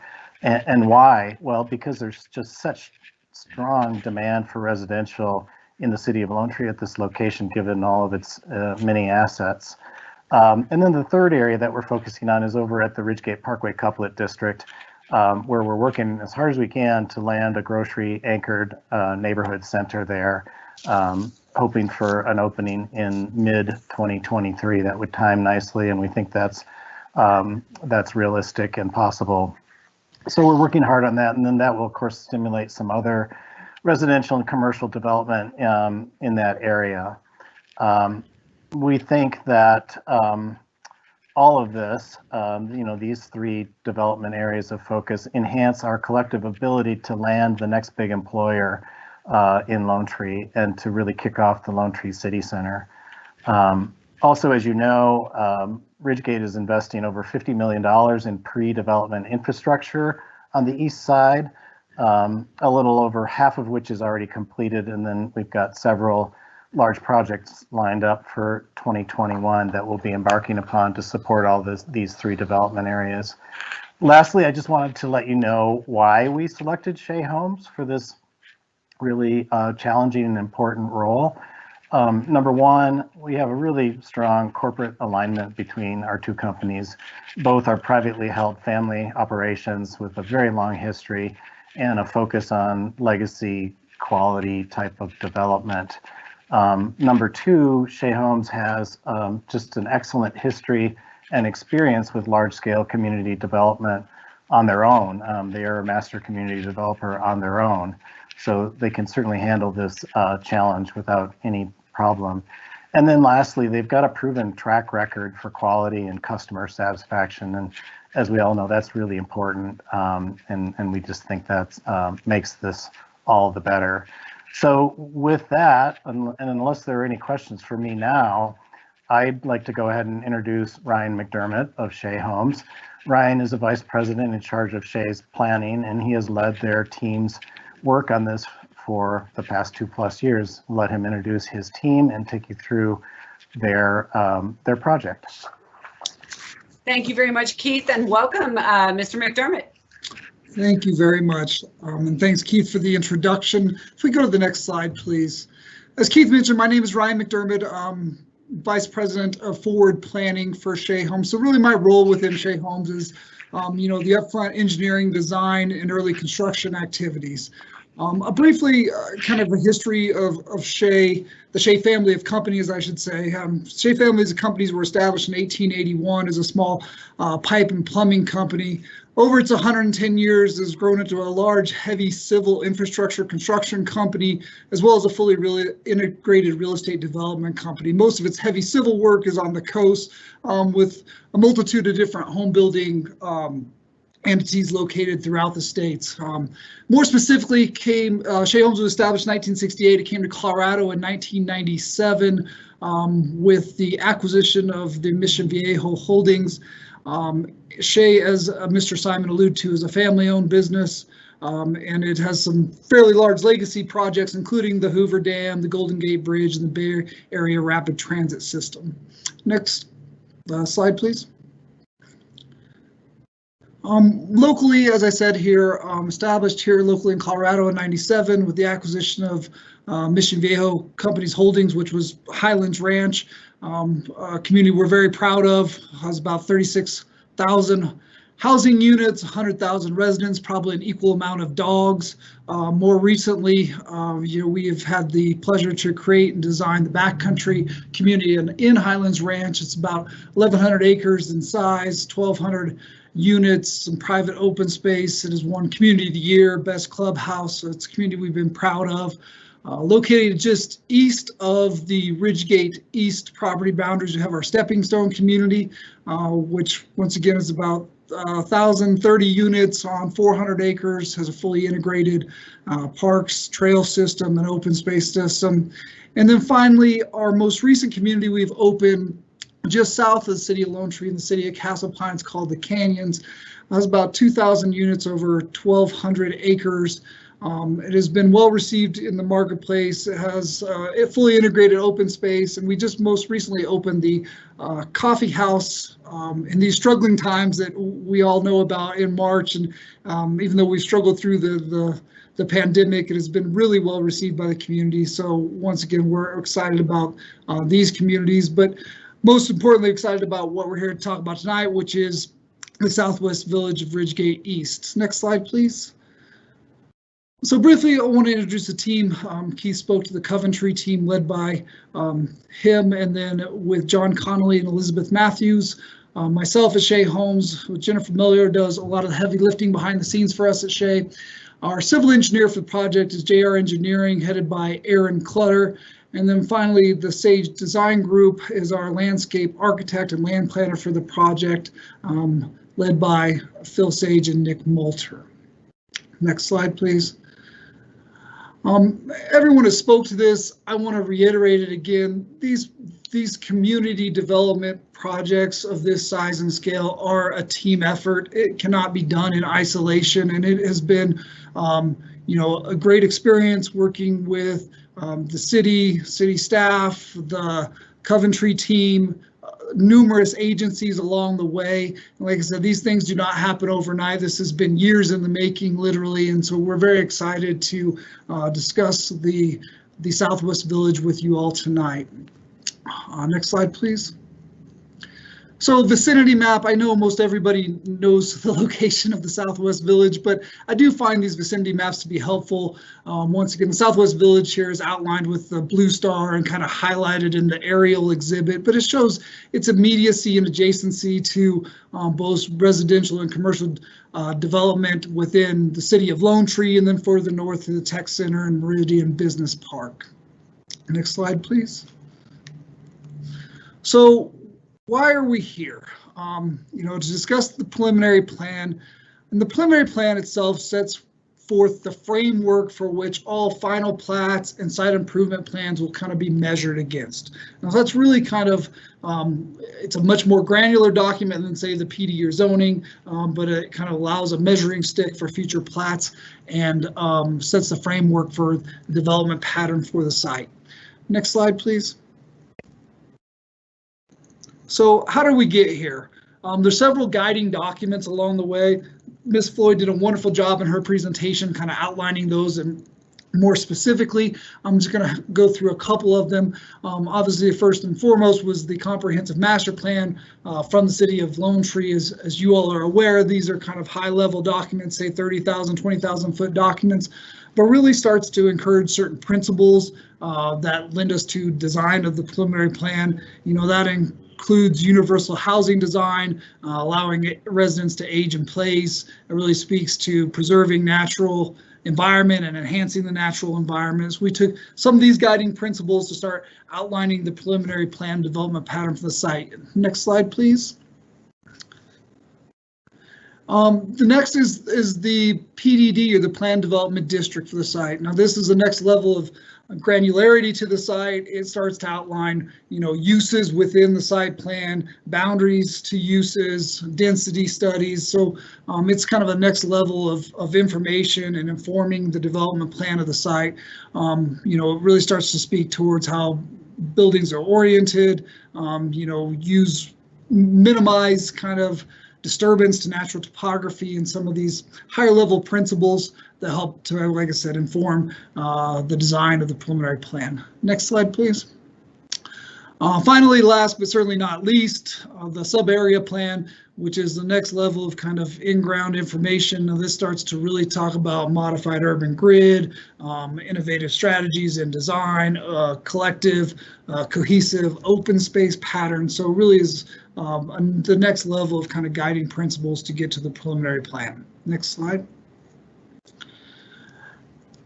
The next step is what I'll just refer to as just good planning principles, and there'll be a handful of slides that speak to this. But this slide in particular starts to talk about density, as Mr. Simon alluded to. The couplet and Ridgegate Parkway, I should say, has been constructed. You can drive on it now, but there's a commercial presence that it's intended for, the couplet, and then you have some mixed use components and the RTD site located west of the Happy Canyon Creek corridor. And really what you start to do is kind of move from those higher density and commercial uses and move away from it into more of a suburban use. This is kind of a heat map that kind of starts to lay out the principles for how we got to the preliminary plan. Next slide, please.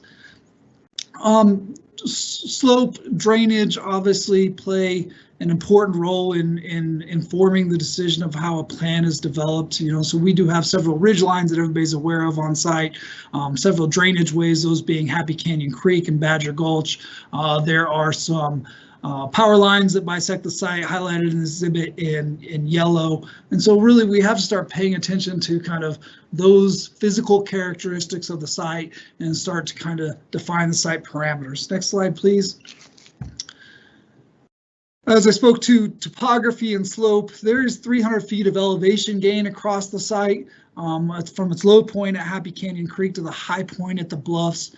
And so really from just a pure physical limitations, you couldn't get up there fast enough with the limitations placed on kind of roadway grades and slopes. And so once again, it starts to lend you to say you're going to do more of the development pattern within lower lying areas and obviously stay out of any of the higher areas. This is also further outlined in the sub-area plan, which is very specific, of saying out of the 20% slope. So once again, another item that starts to dictate how the preliminary plan comes together.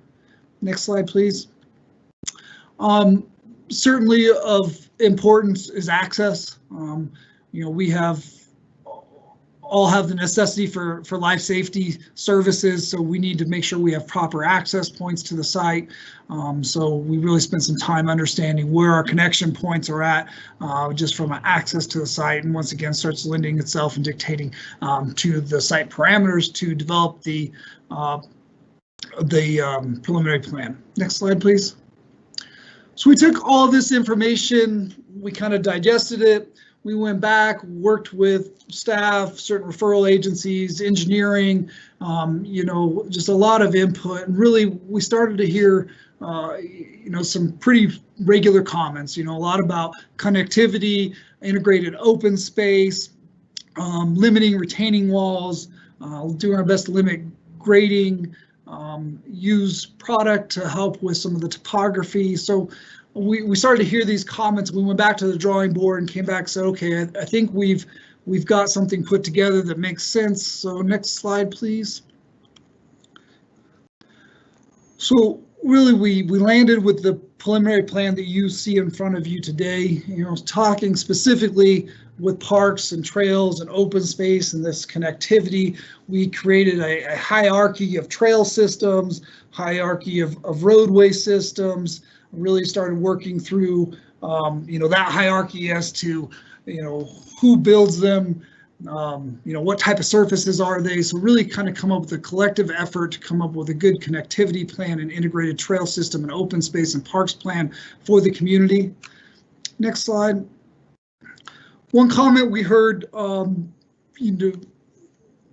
consistently was that of parking and parking concerns. So, over our time of having done these community building, we've hopefully learned some things along the way too. So, we do have in our single family detached parking within the garage for at least 2 parking spots. We have planned for driveways to have adequate length to house another 2 cars, and then we still have on-street parking. So really kind of understanding the complexities at some level of what parking seems like such a simple study, but it always is, it can be a sensitive subject. So we really studied parking, make sure we allowed for adequate parking throughout the entire preliminary plan in Southwest Village. Next slide, please. Retaining walls, that was a comment we heard, like I said, throughout the process, and really want to do our best to limit those retaining walls. By no means say we don't have any retaining walls, but we did our best to limit retaining walls. And really there's kind of 2 ways to do this in, my most elementary of explanations. From a home builder standpoint, you can build big walls and make a site really flat. And, that's the most simple and straightforward method. You'll see a lot of that in a lot of places throughout the country. If you go to the next slide, please. What we really tried to do was start to take product to take up grade versus using retaining walls. And so what we started to create were what I'm referring to as an up-down product. It'll get a much better creative marketing name when the time comes, but what you'll see on the picture to the kind of bottom right of the slide is a house that walks up on the left, so it's taking up grade as it's going up the hill, and then a house that walks out going down. And so once again, rather than flattening out the site, we're starting to use product to take up grade to alleviate and eliminate as many retaining walls as we can. Next slide, please. So really this is the close-up of that. Once again, kind of illustrating how we're hoping to use product in this walk up, walk out configuration to take up grade in order to minimize our retaining walls. Next slide. So, the site itself has 2 main drainage ways, as I spoke to, that being Badger Gulch to the east, Happy Canyon Creek to the west, and really wanting to lend itself to having its development in kind of the valleys of these drainage ways while staying out of the drainage ways and out of the bluffs. And so trying to limit our grading disturbance and staying within the appropriate places where grading should take place throughout the site. Next slide, please. I'm a recovering engineer, so this might be one of my favorite slides, and it's probably most boring to everybody else, but we've had such a great cooperative discussion with staff, with Mile High Flood District, the Coventry team, and this is a very, you'll have to trust me on this, but a very limited exposure as far as detention ponds. As often in sites this size, you would see the really large detention and water quality ponds, or a lot more of them. And like I said, a collective effort to work with Mile High Flood District and their design of the Happy Canyon Creek corridor and the Badger Gulch corridor, we've really been able to minimize the impact of the water quality and detention ponds.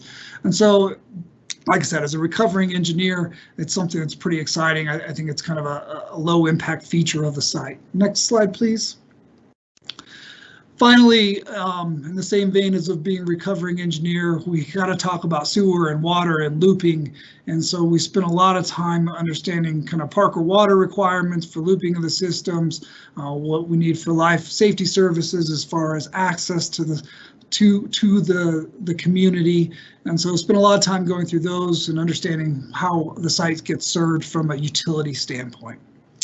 Next slide, please. And so, as everybody has spoke to, we've had, multiple people involved, a lot of input. We think we've created a wonderful kind of working environment with the help of the city, with the help of the Coventry team, and really took a lot of input to end up where we landed at. Next slide, please.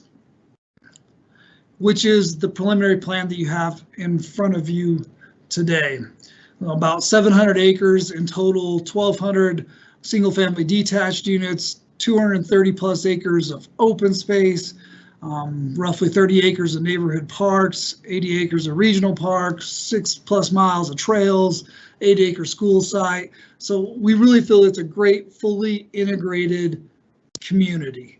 And we take a lot of pride, as I know the city does, as I know the Coventry team does, in creating community first. And we really think we've all worked really well together to get there. Next slide, please. So parks and open space, as I just alluded to, you can see the regional park, which is roughly 80 acres in the mid-green color, if you will, the open space in the light green color, and then the neighborhood parks highlighted in the brighter green color. Like I said, roughly 6 miles-ish of trails, 1,800 linear feet of concrete trails, 10,000 linear feet of soft surface trails, and like I said, a fully integrated trail system, which we think will be a great addition to the city of Lone Tree. Next slide, please. Once again, this slide just outlines that open space and regional park. Like I said, 80 acres of regional park, which is additional about 15 acres than was outlined in the PDD document, 236 acres of open space and the neighborhood parks. Next slide, please. As staff alluded to, as Ms. Floyd did in her presentation, which was wonderful, a community of this size does not get built overnight. It will be done in several phases over a duration of probably around 5 years-ish. So we plan to start with green and then move to the south and west to the light blue and pink. So those are phases 1, 2, and 3 respectively. There's a lot of reasons for that. Excuse me, one of them is just being responsible in development. That those phases all drain into the Happy Canyon Creek corridor. So it's a responsible way to go about development, to not disturb 2 drainage basins at once, but really focus efforts in 1 drainage basin before you go to the next. So lends ourselves to our phasing plan. Next slide, please. We spent a lot of time on this exhibit. Like I said, candidly, probably more time in my roughly 20 years of doing this than I've ever done another project, but I think it was a wonderful experience because we're able to create and kind of memorialize the intent of the trail system. So like I said, we have a hierarchy of different trails, from their widths to their material services to who's maintaining them and how they get integrated. So really excited about that. A lot of hard work went into it, but we think it's great storytelling for the city and for the community as it moves forward. Next slide, please. Briefly, I'll walk through kind of the housing products that are stratified throughout the site. First and foremost, up against the, I'll call the more hustle and bustle of the commercial corridors, we have planned single family attached for sale. So a stacked condo product. We hope it'll range from, 800 to 1,200 square feet, located, like I said, along the Ridgegate Parkway corridor. Next slide, please. As we move along immediately adjacent to those parcels and sprinkled throughout the site, we anticipate some row townhomes, roughly 12 DUs per acre, ranging in 1,200 to 1,800 square feet in size. That's, like I said, another great product, additive and sprinkled throughout the site. Next slide, please. Then I'll hop into some of our, what we're referring to right now as cluster homes. This is our intent for a more lock and leave product. So ranch style homes would be low maintenance in how their livability and use. So excited about those, ranging about average of 2,000 square feet. Next slide, please. Then we start to jump into more of our, what I'll call traditional homes. So this would be our standard two-story family-oriented product. This particular product's a 36-foot wide chassis, and it ranges in about 3,000 square feet, maybe 2,800 square feet on average. Next slide, please. Once again, staying in that single-family detached two-story product, we have a 40-foot wide home, which will average around 3,000 square feet in size, and once again located throughout the site. Next slide, please. Finally, our last single-family detached family-oriented product, so two-story product on a 50-foot wide product, or 50-foot wide chassis, excuse me, a 50-foot wide product, a little bit larger in square footage, ranging more around that probably 3,400 square feet in square footage, and located, said, throughout the site, but more further away from the commercial and higher density residential uses. Next slide. We move into some of our alley loaded product. So these would be rear loaded product, living garage off alley, front door to either street or green space. These products would be a 35-foot wide product, like I said, ranging in square foot, probably about 2,200 square feet. But it adds a great variety to street scene to the community. So we're really excited about it. Once again, it's located throughout the site to kind of help with the look and feel and the livability of the community. Next slide. Then we jump on over towards the eastern portion of the community. These were we have planned what we're calling our active lifestyle product, which is all ranch style homes.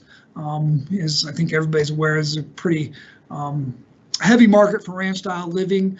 So we have a couple of housing products that are geared towards that ranch style living. This particular housing product ranges around 1,900 to 2,300 square feet and is a 40-foot wide product. Next slide.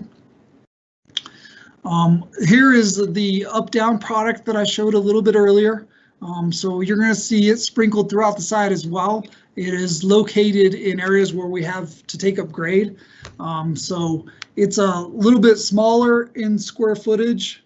It ranges around that 1,600 to 2,100 square feet in size range, but has some uniqueness to it that we're excited about. Next slide, please. Once again, this is a larger version of that same product, so it lives up down to take up grade, to height and taking up grade. It's on a wider footprint, so a little bit larger square footage. It'll range in that 2,500 to 3,200 square feet in range, square footage range. Next slide, please. Finally, our last product is once again some more what we call active lifestyle or ranch style product. It'll range from 2,400 to 2,900 square feet, and it's sprinkled throughout the site. All in all, roughly 13 different product series throughout the site. We think it lends for a nice integrated site.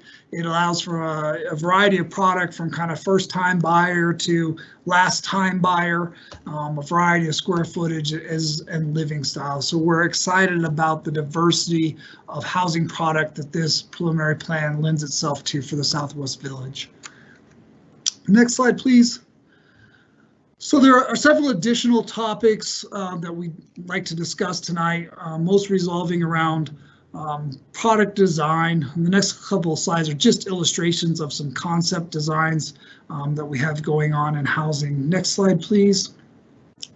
As we kind of continue to create and evolve the particulars of the architecture and architecture control of the community, there's just several things that have popped up that we feel kind of help the community and further lend itself to more innovative design. Next slide, please. And as you can see from this slide and the previous slides, we've really started to ask our architects to be creative and not necessarily put them in a box. So we're really excited about a variety of architectural styles rather than being prescriptive in architectural styles, which is you build white farmhouse with black windows. We're allowing those architects to be creative in their interpretation of architectural styles. Next slide, please. So really what that gets us is a couple variations we've requested throughout the process. Specifically, one of them is related to allowing in certain areas of the preliminary plan a 3-foot side setback. And so there's a couple things I would like to speak to here. This request for a variation to the 3-foot side setback will in no way supersede or be counter to any building code requirements. Those will be the guiding principles which we always have to follow. So I just want to make that clear. But we really feel that this 3-foot side setback just allows for a little bit uniqueness to street scene and variety. Next slide, please. We have constructed this product. This is a picture of that. I apologize, it is not a beauty shot. It might be taken from my cell phone, but this is the 3-foot side setback product, so 6 feet in total between homes. And like I said, it just lives a little differently. It gives a little bit more urban texture to the street scene. And we just think it, like I said, it's a little bit more innovative, a little bit different. And we think sprinkling this throughout the site lends itself to a little bit more creative site plan. Next slide. And I'm going to pre-apologize because this one's a little out of order, so I'm going to jump around a little bit here. But this slide speaks to the 0-foot setback as it relates to the alley-loaded product. So this is a picture hopefully demonstrating why the 0-foot setback. And I think it was kind of confusing, and in some of the earlier conversations we had where there's maybe confusion that the house, the alley would abut immediately up against to the alley, and it's really not how it works in form and function. Typically these alleys are, 20 to 30 feet wide, and there's always additional space on each side of the alley to get to property line. So 0-foot setbacks measured against property line, but it does lead itself to have these drive aprons, right? So the house itself won't be right up against the curb and gutter of an alleyway, but would be more set back and allow for drive aprons. So we just want to provide this as kind of clarity as to how this actually works in execution. Next slide, please. So jumping back to the 3-foot side setbacks, once again, I apologize for how the presentation is a little bit out of order, but we've requested this side setback variation just in several locations. One of them being the cluster home location, right? That was more the lock and leave, so it gives some flexibility in that product not necessarily wanting sprawling yards and a little bit less maintenance for that product. The alley loaded product in blue is one of those areas where we felt it really enhances the street scene, livability of the community.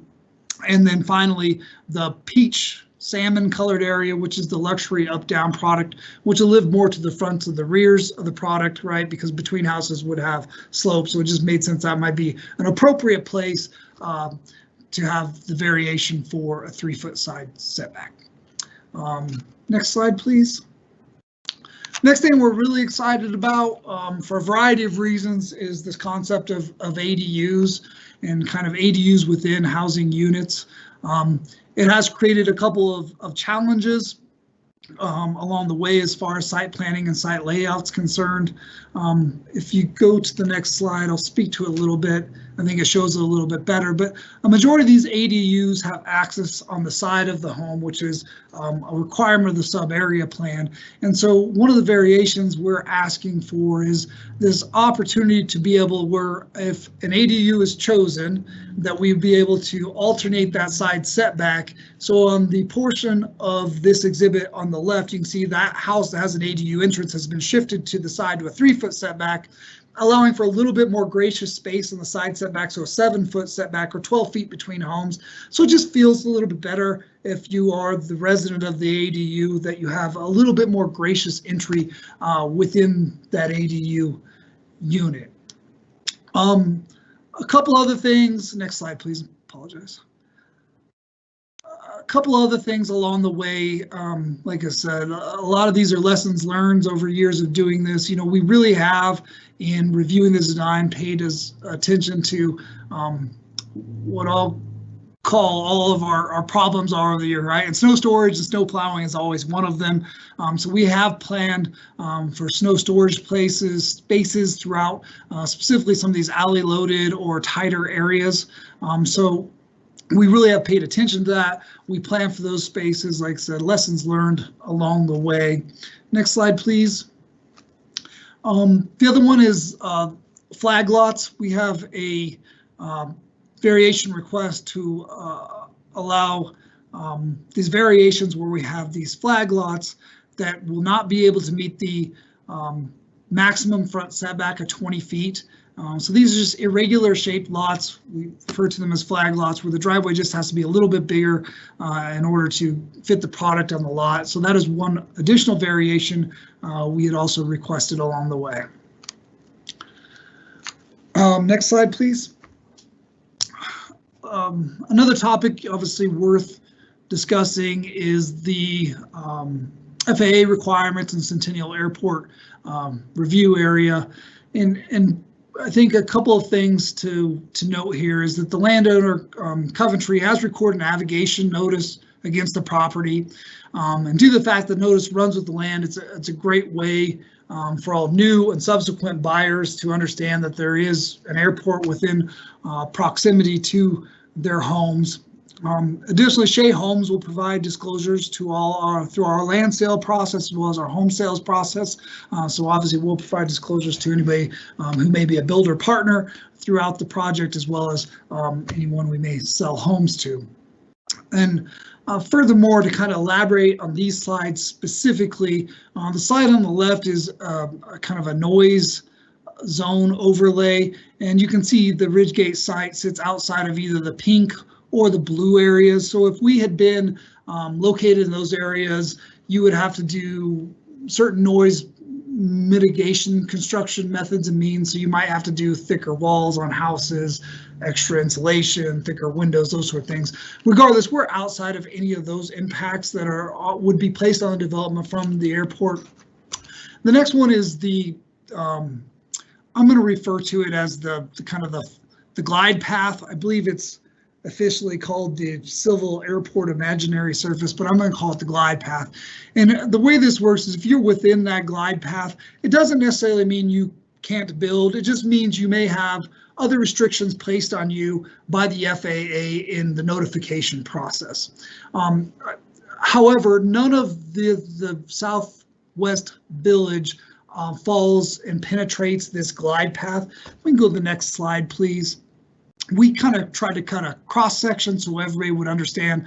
The red line outlines this glide path, if you will, and you can kind of see on the section below Ridgegate Parkway.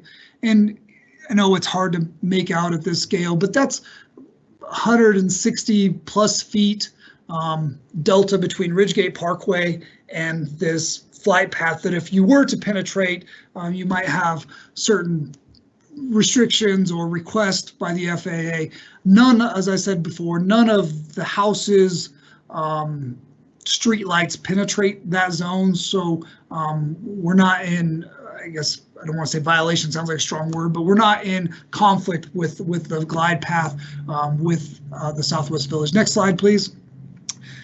I like this slide. This is our worst case scenario. I think this slide is interesting from the standpoint, you can see our homes in the worst case scenario still have, you know, upwards of 30 feet, maybe 40 feet in our worst case scenario from being anywhere near penetrating this glide path. But as you can see, the bluffs, the natural topography on the site, should a plane ever be that low, would be problematic. And then furthermore, you can see the overhead power lines on the left portion of the cross section. And so you can see in that, for instance, you know, a plane itself would never be this low, but I suppose many of you could look out your windows and you would see these power lines running east-west on the southern boundary of the Southwest Village. You would see these flashing beacons on them, and those are really that's an example of something that was built above the glide path but had certain requests put on it from the FAA. And so that's just an example and kind of hopefully helps explain some of the requirements by the airport.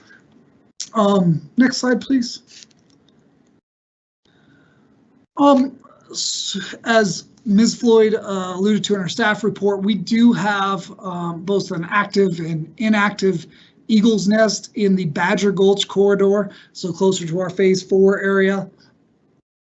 We have consulted with U.S. Fish and Wildlife and Colorado Parks, and really what was established was there was no need for a taking permit, but we had restrictions placed on development with adjacency to the Eagle's Nest. So we have a requirement for no structures within 660 feet. And then we have requirements to do ongoing monitoring of the Eagle's Nest, all of which we have agreed to and will continue to work with Colorado Parks and Wildlife, U.S. Fish and Game in regards to any habitat for the eagle. Next slide, please. So it's a lot, right? So we went through, you know, like I said, as Keith alluded to, you know, we've been working on this for years, and it's a lot of information to pack into what we try to make as a concise presentation as possible. But I really felt like we took a lot of critical factors into consideration in creating what we think is going to be a really wonderful community for the city of Lone Tree. So we're excited about that, excited about the collaboration that's happened to date. Next slide, please. One of those collaborative events was the Planning Commission meeting. I know within your guys, y'all's staff report, there is a plethora of notes in there. It was a very good meeting, a very collaborative meeting.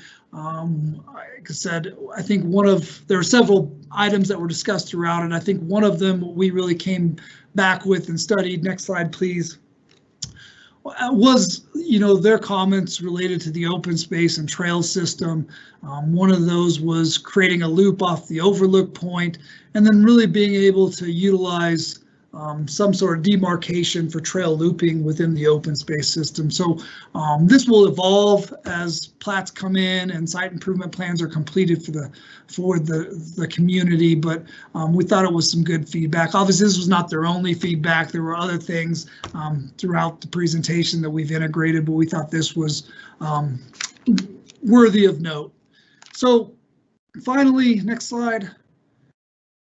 Oh, that was it. Finally, thank you all very much for your time tonight. I know this is a lot to take in, and said a lot of time presenting and talking, and myself and Mr. Simon and our team are available. We will do our very best to answer any questions that you all may have. So thank you. Thank you very much, Mr. McDermott. We appreciate that. That was some speedy talking, my friend. I thought I was a fast talker, and I'm also a recovering engineer. So I am going to kind of go through and allow each of our council members to provide some questions. And I think questions will not only be directed toward the applicant, but I think we may have some questions for staff as well. And so I am going to start in no particular order, but Mr. Anderson, why don't you, Councilmember Anderson, why don't you get us, we'll go alphabetically. How about that? So everyone can pay attention. Wow, what a lot of information. Appreciate a lot of the comments about the collaboration and the interactions, the breadth of input that's gone into this, the variety and housing styles.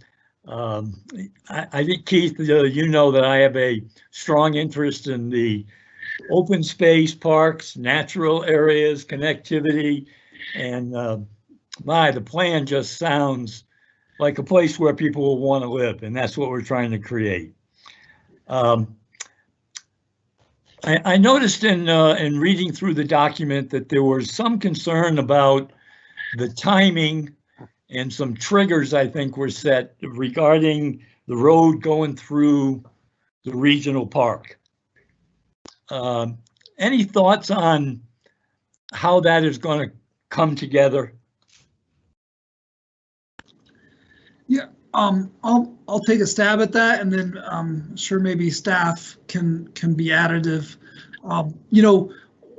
Within the master improvements agreement, we kind of outlined a couple triggers as related to the roadway going through the regional park and connecting to the light rail station to the west. And really the first trigger was the regional park, right? It made sense that if the regional park were to be constructed, the roadway should go with it. So that was one trigger. The second trigger was related to kind of an either or scenario. We're going to get to a point where we need a third point of access, pending, home sales and development schedule. So the either or was you can build the road out to Havana down to the south and west, or if you choose, you can build the road bisecting the park. So that was kind of the either or.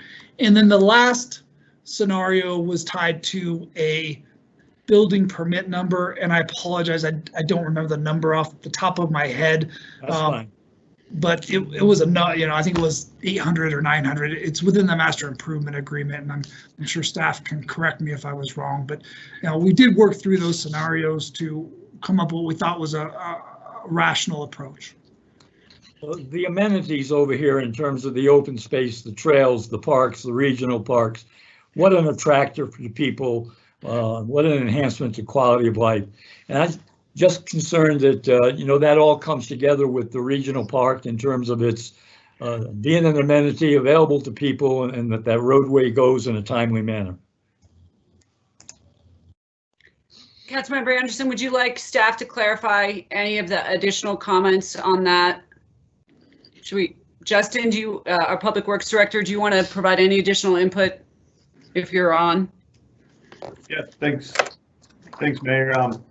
And I think we've had some good conversations. I agree with Ryan that Public Works, Jacob James, and the team have had a lot of great conversations about getting the agreements in place and the triggers as part of our developer agreement. And a lot of that was to ensure that there is some flexibility, but that the connections will be made by the project team at the time to make sure we can have a connection for transportation, but also additional triggers to support these extra connections in the event the park design goes in. So from the staff perspective, I know there's been a lot of work on that. I feel confident that the triggers that have been agreed to would allow us to have both that flexibility and ensure that those projects are timed together. Thank you, Justin.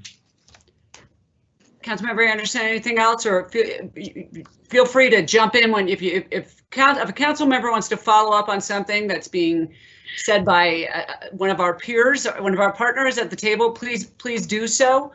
So Mike, you can continue to provide comment as others say things that may spur your interest, but is there anything else you'd like to introduce at this point? Not at this point, thank you. Okay, Council Member Carpenter. All right, thanks. And I'll back up a little bit by just saying this is a really large body of work, and one common denominator that I heard from Keith, Kelly, and Ryan is the term collaboration. So I just wanted to say my thanks on behalf of council for all the hard work that's gone into this over the years, and it really is a team environment. And we're so fortunate to have staff who's always willing to work with all of our potential development partners. So a couple quick questions for you. I don't know whether this is for Ryan or Keith, but I know reading in the packet that some of the homes are going to be pre-wired for solar options down the road, and I realize that will be the decision on each individual homeowner themselves. But was there given any thought in terms of electric vehicle charging stations as well, kind of being pre-wired into the homes, if that is an option, kind of pre-construction? So yeah, it is an option we provide. If somebody wants the option for pre-wired, typically it's located within the garage, and I forget, I'm not proficient at what the voltage or wattage necessary is, but it is an option we would provide if a home buyer had an electric car or wanted that option. Okay, perfect. Kind of somewhat along those lines, I know there is talk about Wi-Fi and having it be kind of more widespread out there. As we look out, this is realistically, 2, 3, 5 years down the road. What are some things that you're looking at in terms of smart cities approaches that to be able to have the flexibility for technology that we don't even know is going to exist in 5 years? So I can start to address that, Councilman. We've kind of got a twofold approach to that we've been working on, and we're making some good progress. Number one is a fiber optic to the home network, much like we have on the west side, which 15 years ago that was quite innovative. Not as much anymore, but we're working with a provider that was the result of a competitive process, so that we have in place the foundation for a very robust fiber optic network on the east side to support whatever might come up in the next 20 years or more. So it will allow for up to a gig speed to every single house. Every single house will have 2 strands of fiber going to it, and all the interior wiring in the house will play off of that with the right kinds of systems and wires and connections and so on and so forth. So, for those people that need heavy duty capabilities, they can go to gig speed. They'll be able to get that because we're going to do it as a bulk system to the entire Southwest Village. They'll be getting 200 megs for probably half of what most of us would pay on the regular competitive marketplace. And then they can choose to up their speed if they want to. And then the companion to that is we're working with another provider, a different provider, on putting together a 5G wireless system that will cover the entire east side. And so that then it ties into the fiber optic eventually, but the wireless provider will be building towers that will have capacity for 3 different service providers to be in. But the hope with that is that we have less of these individual small cell towers across the community, and we have these joint use, if you will, towers that provide, each tower provides for 3 different providers to cover the entire east side with 5G. And as I'm sure you've heard, a lot of these 5G providers are now starting to get into the streaming services game. So as you alluded to, you know, this whole space is really changing quickly, and it's kind of hard to keep up with it. But we have a consultant that we've been working with for the past 20 years, the Broadband Group, to help us with all of that. And they've helped us quite a bit on the east side here, getting those 2 sort of platforms and systems and foundations in place so that we can really adapt and adopt to whatever comes up in the next 20 years. The fiber optic network will allow us to do whatever we'd like to do in the city center in terms of smart cities technologies, and not only in the city center, but along Ridgegate Parkway. You know, so if you, the city, want to leverage that for various public safety or other types of smart city technologies, you'll be able to do that. If I could just ask a follow-up for Mr. Simon, could you speak to any consideration of the EV charging infrastructure in the non-residential and the commercial spaces for the Southwest Village? And I know Rampart Range has been a tremendous partner with the city in getting public EV charging in the Target garage. Or is there consideration for similar, comparable, or even more, I guess, ideally, infrastructure, public EV charging infrastructure in the Southwest Village? I'll let you recover from your cough. Sorry. I apologize. So in the Southwest Village, that will all be Shay's purview, and it's all for sale homes. Excuse me. As far as on the rest of the east side, we haven't even gotten to that level of detail yet, Mayor, but for sure we're going to want to have a number of different publicly accessible charging stations, you know, like the one that we have that we executed in partnership with you over on the west side, but just haven't gotten to that level of detail yet for that kind of commercially available, publicly accessible.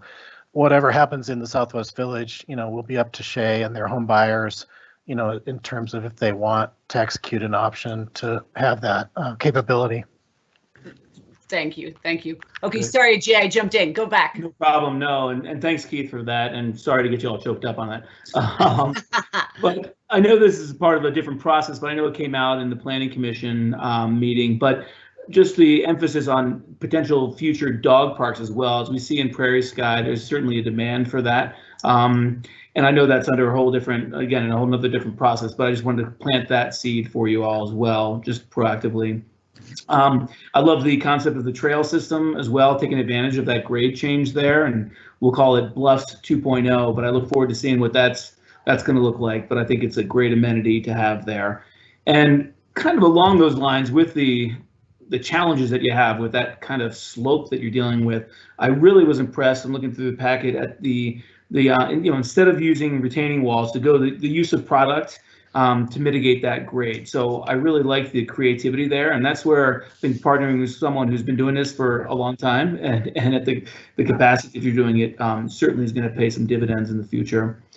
And just another observation too, I really like the diversity of product too. I think that it's going to enable our 5,300 new residents to have some choice and have some selection in what that can look like. So again, those were my main points that I wanted to touch on. So I'll yield the floor to, I guess, Mayor Pro Tem Brunick is actually alphabetically in front of me, but yeah, but she's got rank, so she goes.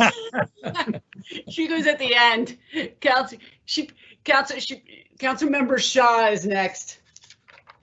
Thank you very much.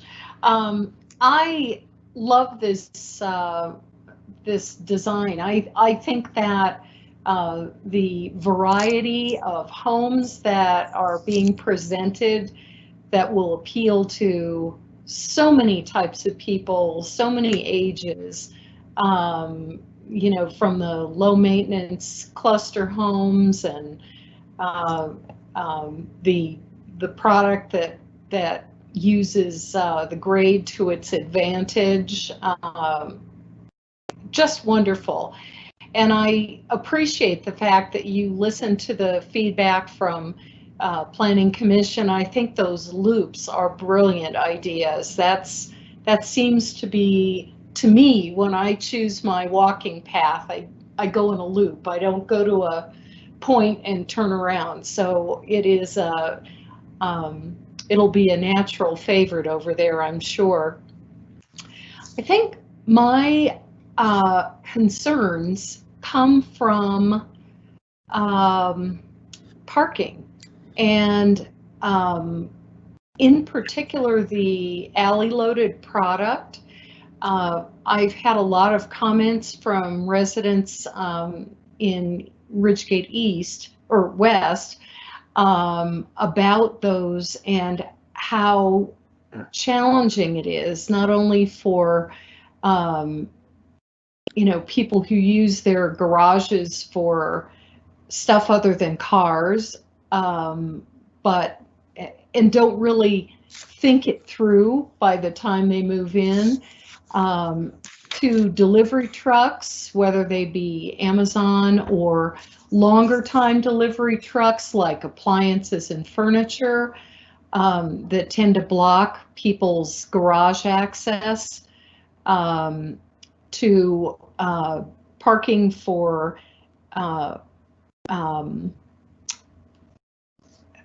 you know, if there's an ADU unit as part of the structure or part of the lot, you know, that creates a strain on parking. And so I know you've done the math, and I am just expressing that concern that they did the math over on the west side, and still there are, you know, people parking in the road too close to the corners or blocking people's garages. What do you do if you've got a contractor?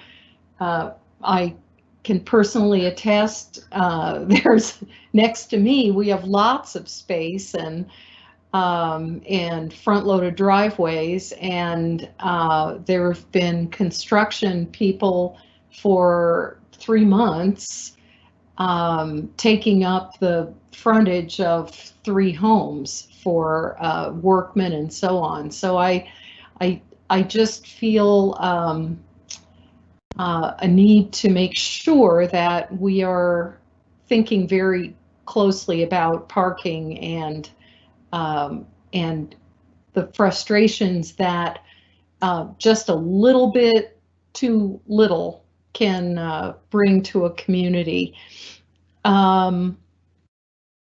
I love the bringing the fiber network and the fiber to each home. That's a wonderful idea. And I did have one last question about, for staff probably, about the school. And I know that they had done this preliminary review of the site. When do they need to decide that they're going to build a school there?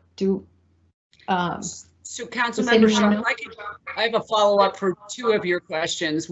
And one, I would like to address the parking issue first, if you don't mind, and then ask Mr. McDermott to respond to the question you had about parking for the alley-loaded products and how guest parking and delivery parking will be accommodated for those. Could you speak to that, please? One of the things that I wanted to just start with on the parking, particularly as it pertains to the alley-loaded product, is that the alley-loaded product that's being proposed here is a bit different than the one neighborhood in Ridgegate West that has the alleys. So in Ridgegate West, those alleys run perpendicular to the neighborhood street. the local street, right? And all those units kind of stack up perpendicular to the neighborhood street, the local street. What Shay's proposing is different in that all the homes are run parallel to the street and the alleys run parallel to the street. And the key difference there is that you end up with a lot more street parking in front of the houses in that way. So versus what occurs over in Ridgegate West. Does that make sense to you? Yeah. So I think that's an important distinction, I think, just in terms of the alley loaded product and the amount of available parking for guests and visitors and the like, versus what has been occurring over at the west, on the west side. Yeah, and additive to Mr. Simon's comment, you know, as Councilperson Shaw outlined, you know, we did do the math, right? There is a calculation that is codified for parking, and so we've obviously accommodated that.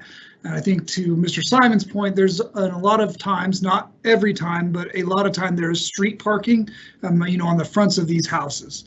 And so I think that allows for, you know, good additional guest parking as well as delivery driver parking. Then internal to those alleys, in a lot of cases, we have guest parking, parking stalls, if you will, planned in those areas as well. And so it's not a perfect science. You all have probably lived through some of it and heard the complaints for some of it. It is a particular product, right? Not alley living isn't for everybody either. I think, you know, it's a certain buyer that likes that type of product, and I think, you know, hopefully for the most part, not every time they kind of know what they're getting into.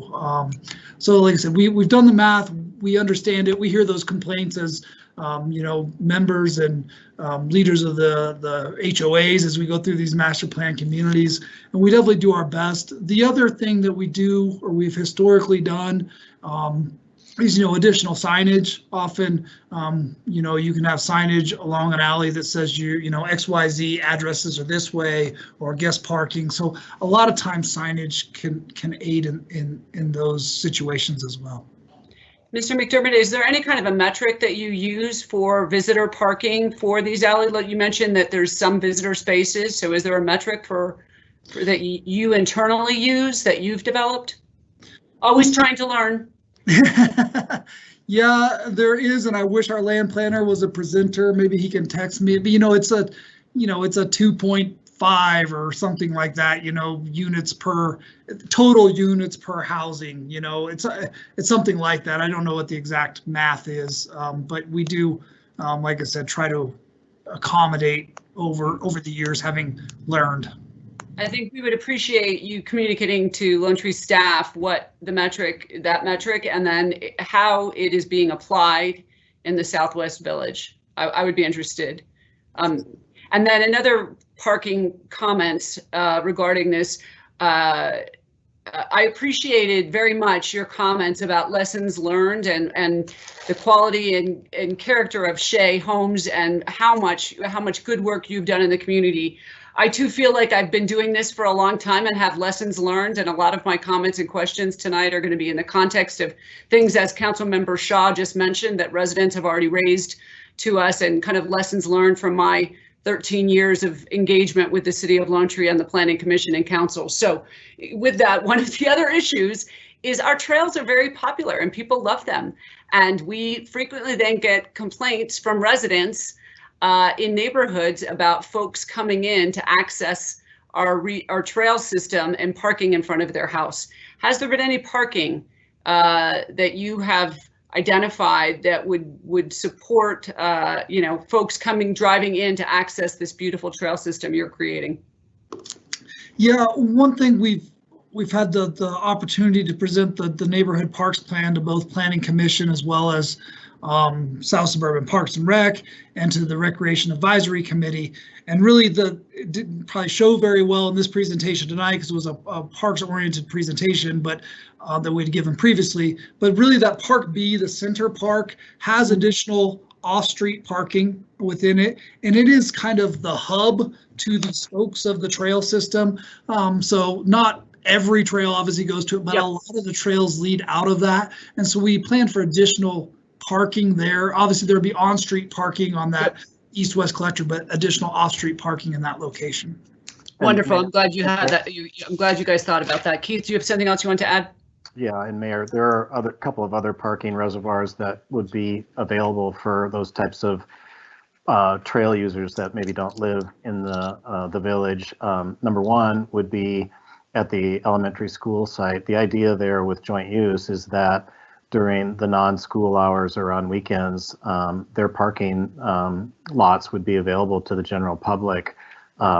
That's part of the beauty of the joint use. Mm-hmm. And then, of course, you know, there will be parking lots in the regional park. And so both of those become additional off-street parking reservoirs for outside trail users that we think will help balance things out. Great. Thank you for that. I appreciate that information. Is there anything else, Councilmember Shaw, on the parking, or do you want to move to the school? Yeah, we could move to the school. I think that's helpful. Okay, so, and I guess what I would like, and this is probably going to be perhaps a combination of our staff and the applicant, really describing the process for, I guess, the resolution of the site, should the school district decide they don't need the site, or that the site that's been allocated doesn't meet their needs. Although I recognize you've done a lot of background work to address those issues, but could we just hear what the process is?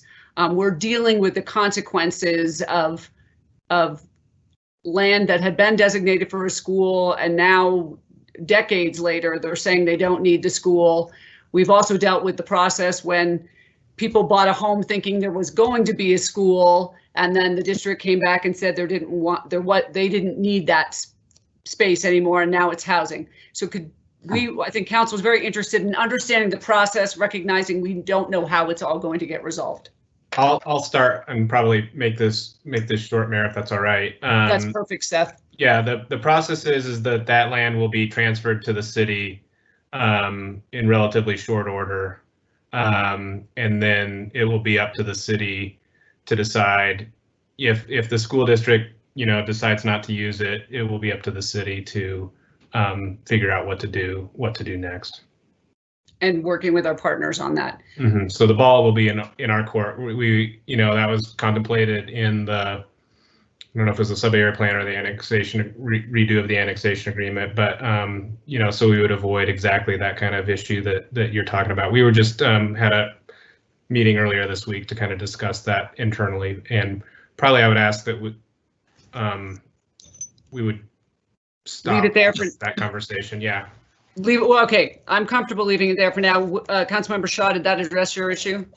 Yes, absolutely. Okay. Thank you. Is there anything else, Councilmember Shaw? No, I'm done. But always weigh in on somebody else's. Okay, Mayor Pro Tem Brunick, you're up.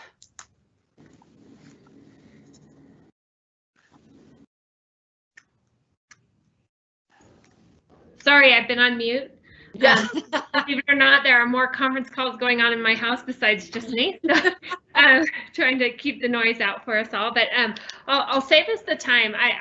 I will tell you that I'm super excited too, and on the same reasons everybody else is. And just to highlight, I think the commitment to getting some condos in here is huge. The living that is focused on our seniors is huge. I just think all that for us as a community with limited space makes me super excited not to see all just family focused housing in this region. And as good constituents would tell you, really trying to expand the folks who live and dwell here. So I really appreciate that. Appreciate a ton of other stuff, but no, we're on a long evening. So the only area of concern to me that I just hoped you could shed some more light on is I was really focused on kind of traffic patterns and accessibility and how people come and go. And the one area that I just couldn't wrap my head around are these, I think you call them cluster homes, and noticing how they have kind of just like one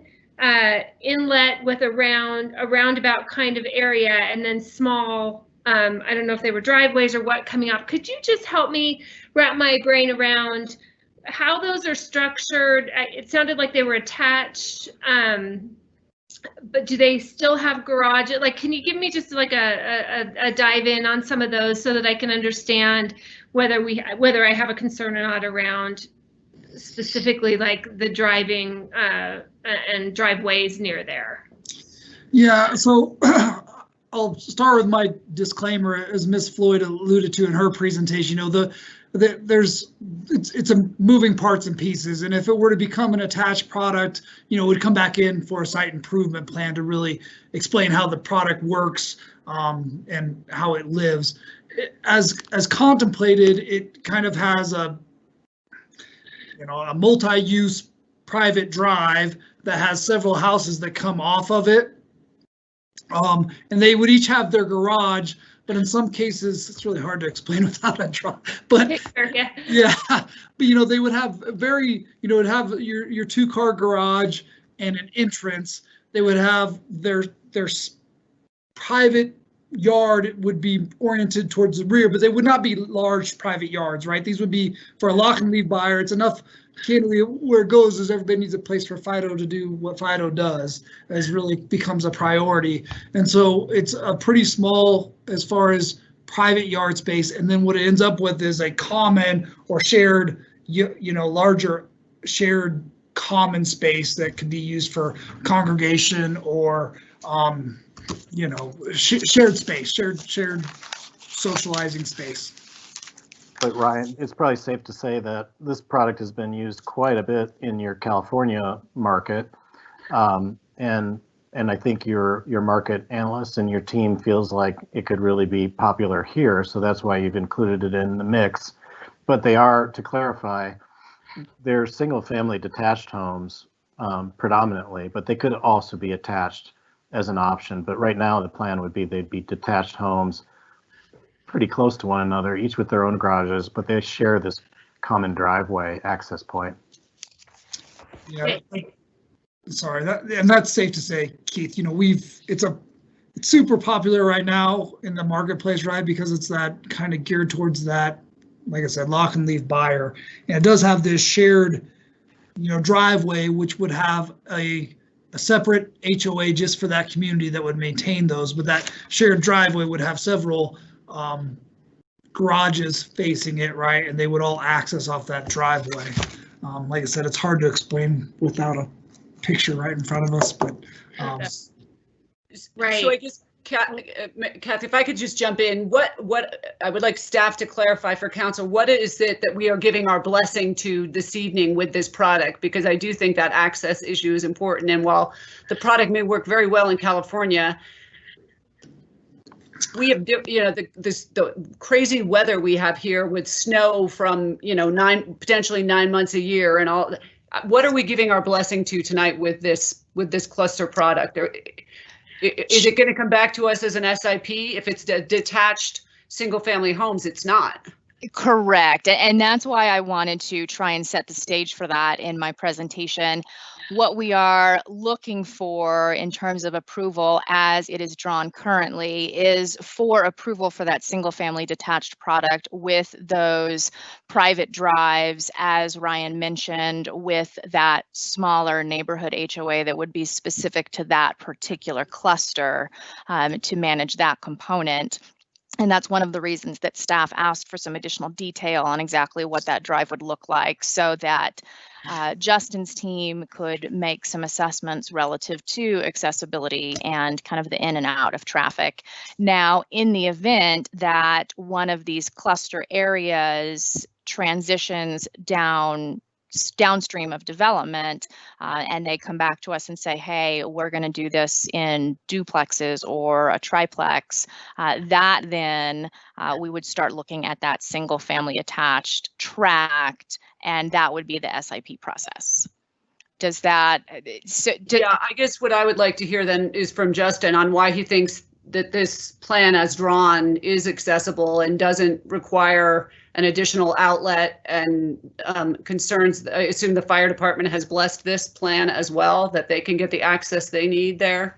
So Justin, could you clarify the Mayor Pro Tem's questions regarding access and the transportation network, how the transportation network supports this as a detached product?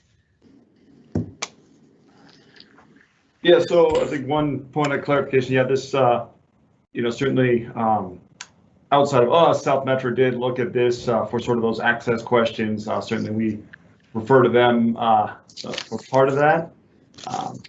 And then certainly with all these different product types, there is a variability of access that comes in there, but again, I think that there is always required to get in and out of these sites that are clearly in there, and nothing in there was something that hasn't been accomplished somewhere else. And so, we do think it is all workable. It's certainly things that have to be kind of worked at the final details.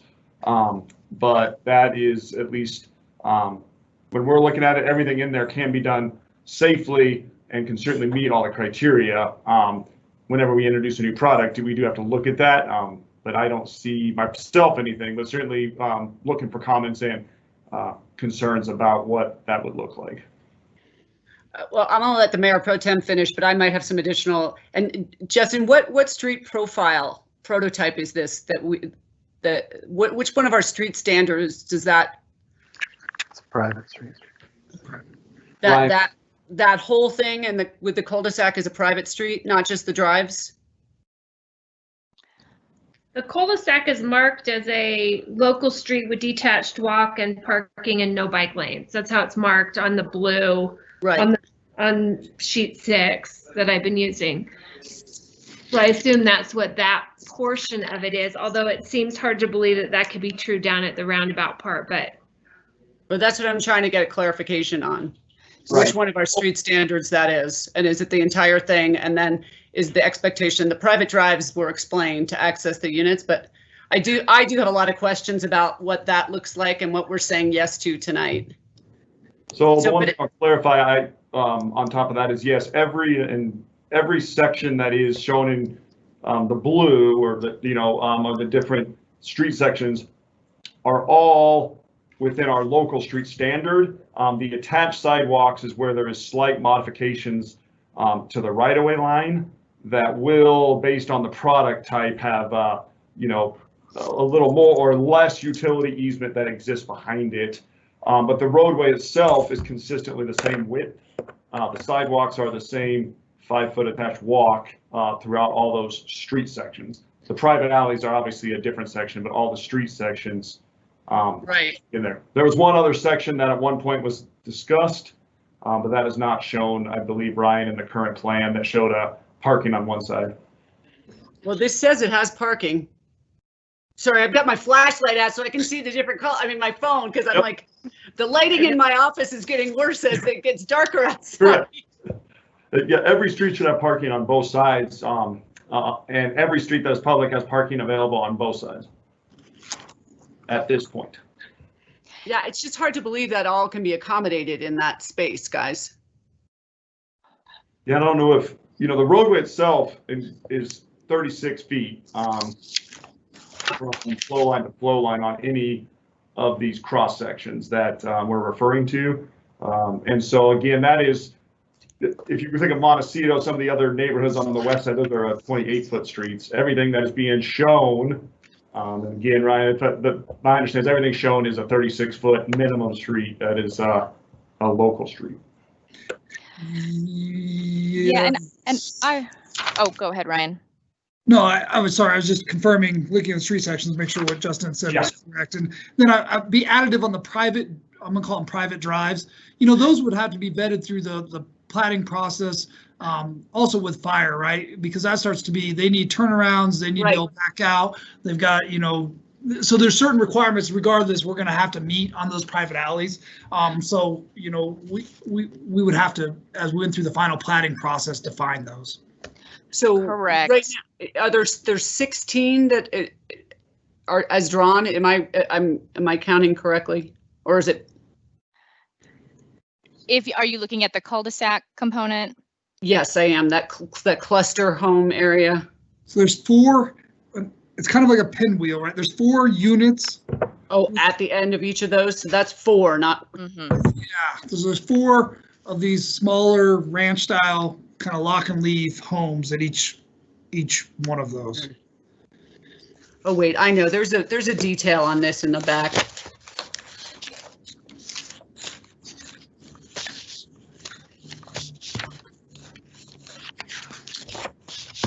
And going back to your earlier question, Mayor, concerning approval that staff is looking for currently, essentially in the realm of the preliminary plan as part one of a two-part process, we would like council's input on this particular layout and the concept, and thoughts on the concept in terms of absolute yes, absolute no.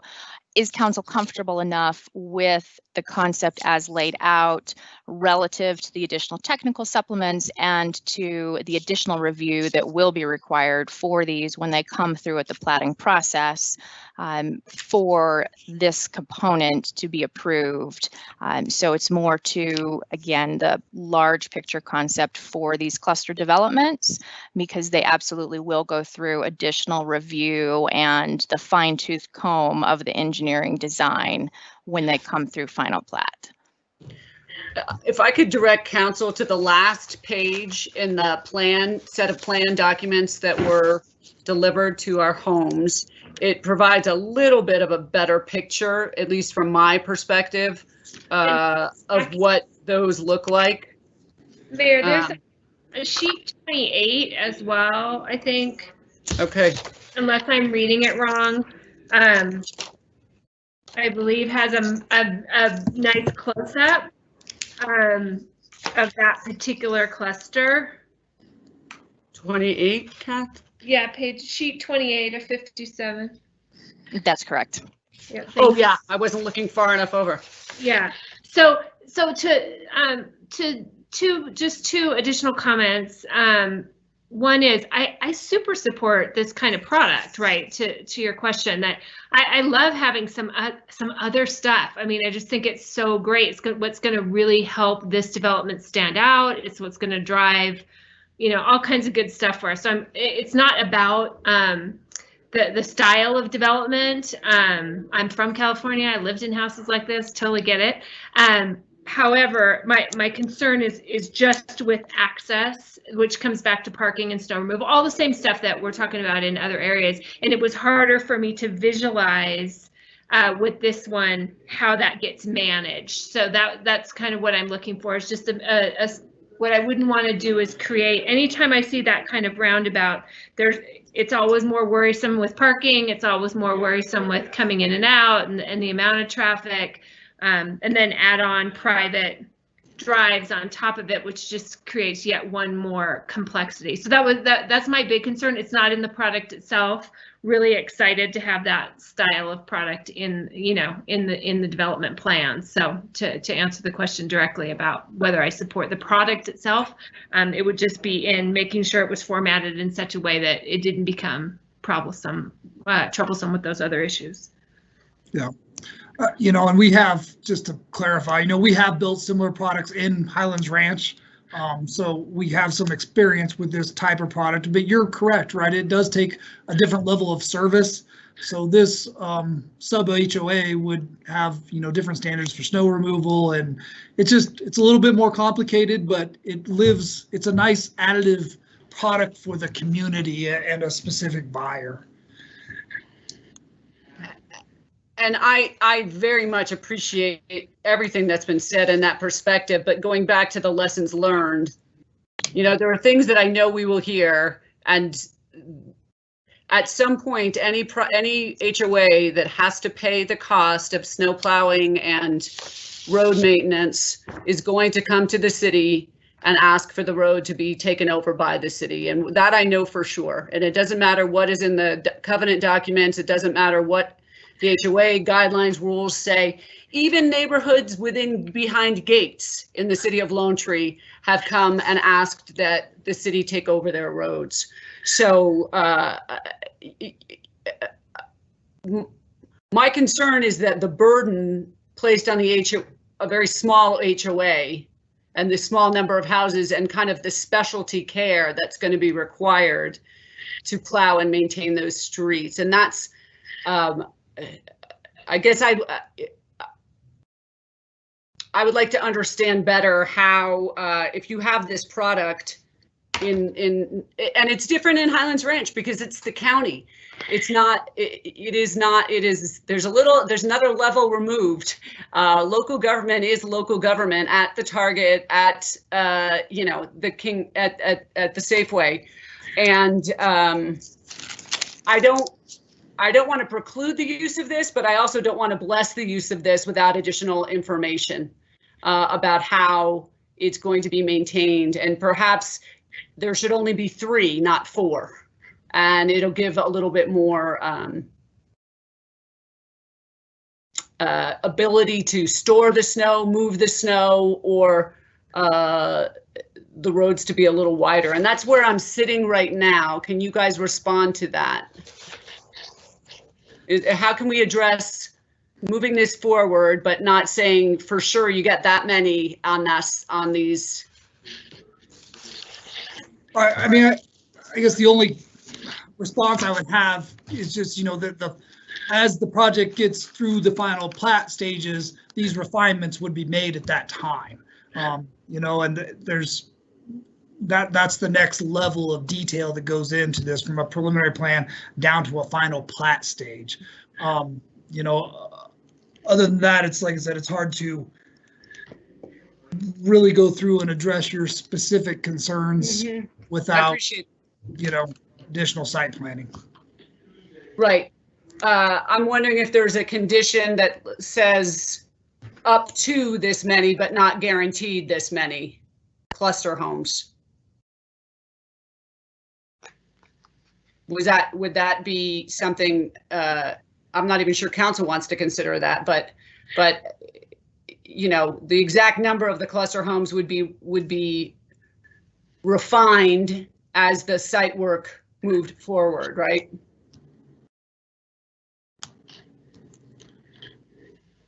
I mean, I think we would be fine with that sort of condition. I'm not sure how that's, you know, gets written in the rules of writing conditions.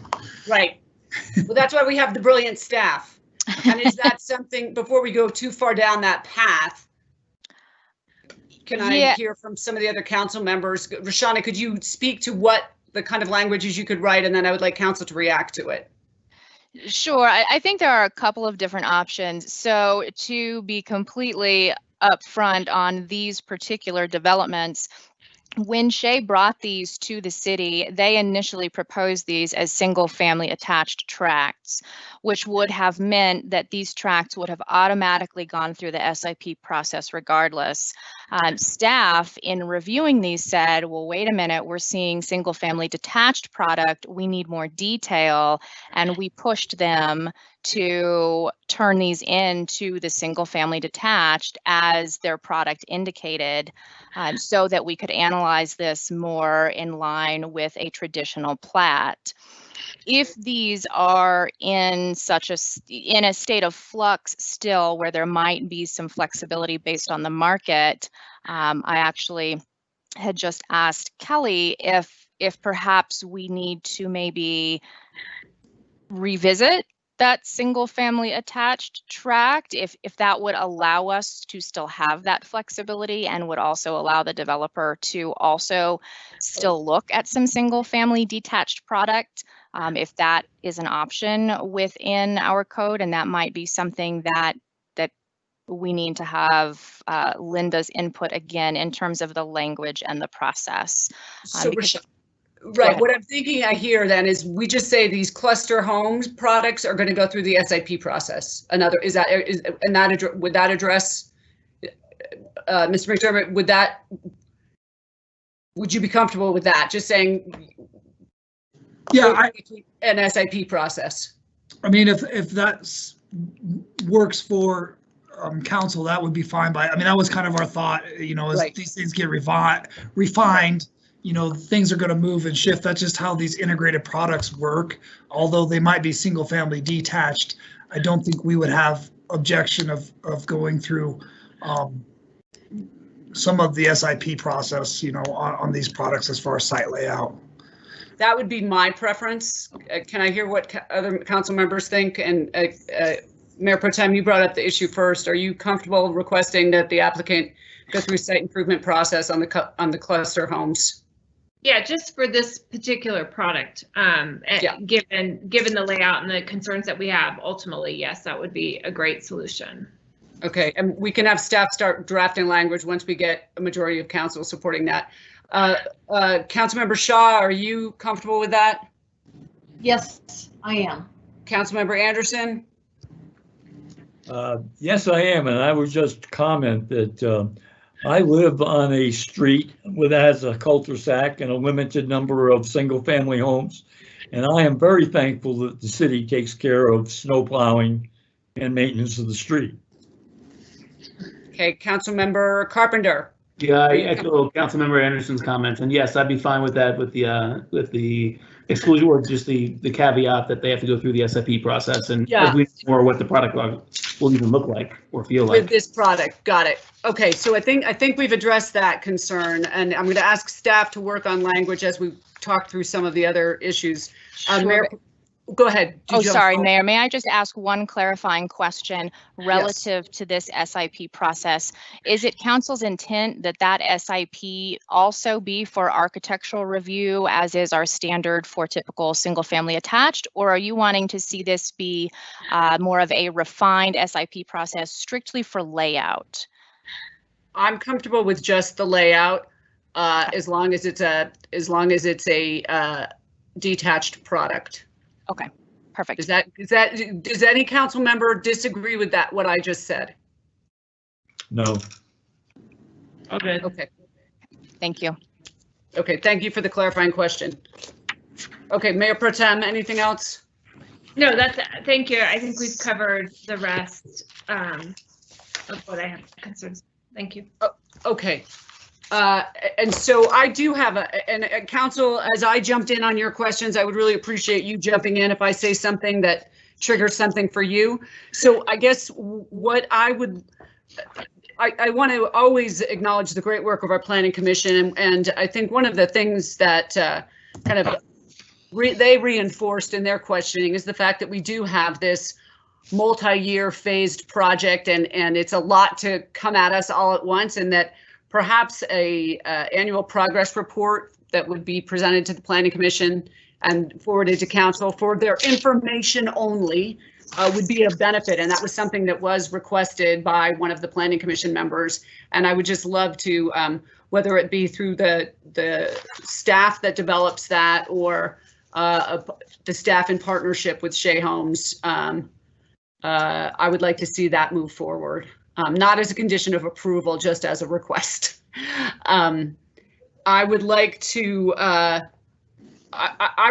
understand, and I'd like to clarify how much of the Southwest Village is anticipated to take advantage of the setback variances that Mr. McDermott outlined. So what percentage of the 2,100 plus homes is going to be used? So I can speak briefly to that regarding the standard setback, specifically in terms of the interior side yard setbacks and some of the front yard setbacks. Yeah. It calculates to approximately 30% of the development. Let me pull up my numbers here. And in the staff report, it did speak to the direct language as limited areas of the plan. To me, that's a little bit more than limited. It's a third of it. And I think we need to be very clear about that as that information is presented to council and is it presented to, I think we need to put the percentage. What is it that is so 30% of it is going to be different from what was originally proposed, and Roshana, I absolutely want to allow flexibility in our plan, and the intent of this is to provide the architectural diversity, right, and interest and aesthetic interest. Is that, and Mr. McDermott, do you want to speak to why 30% of the product would potentially be different from what?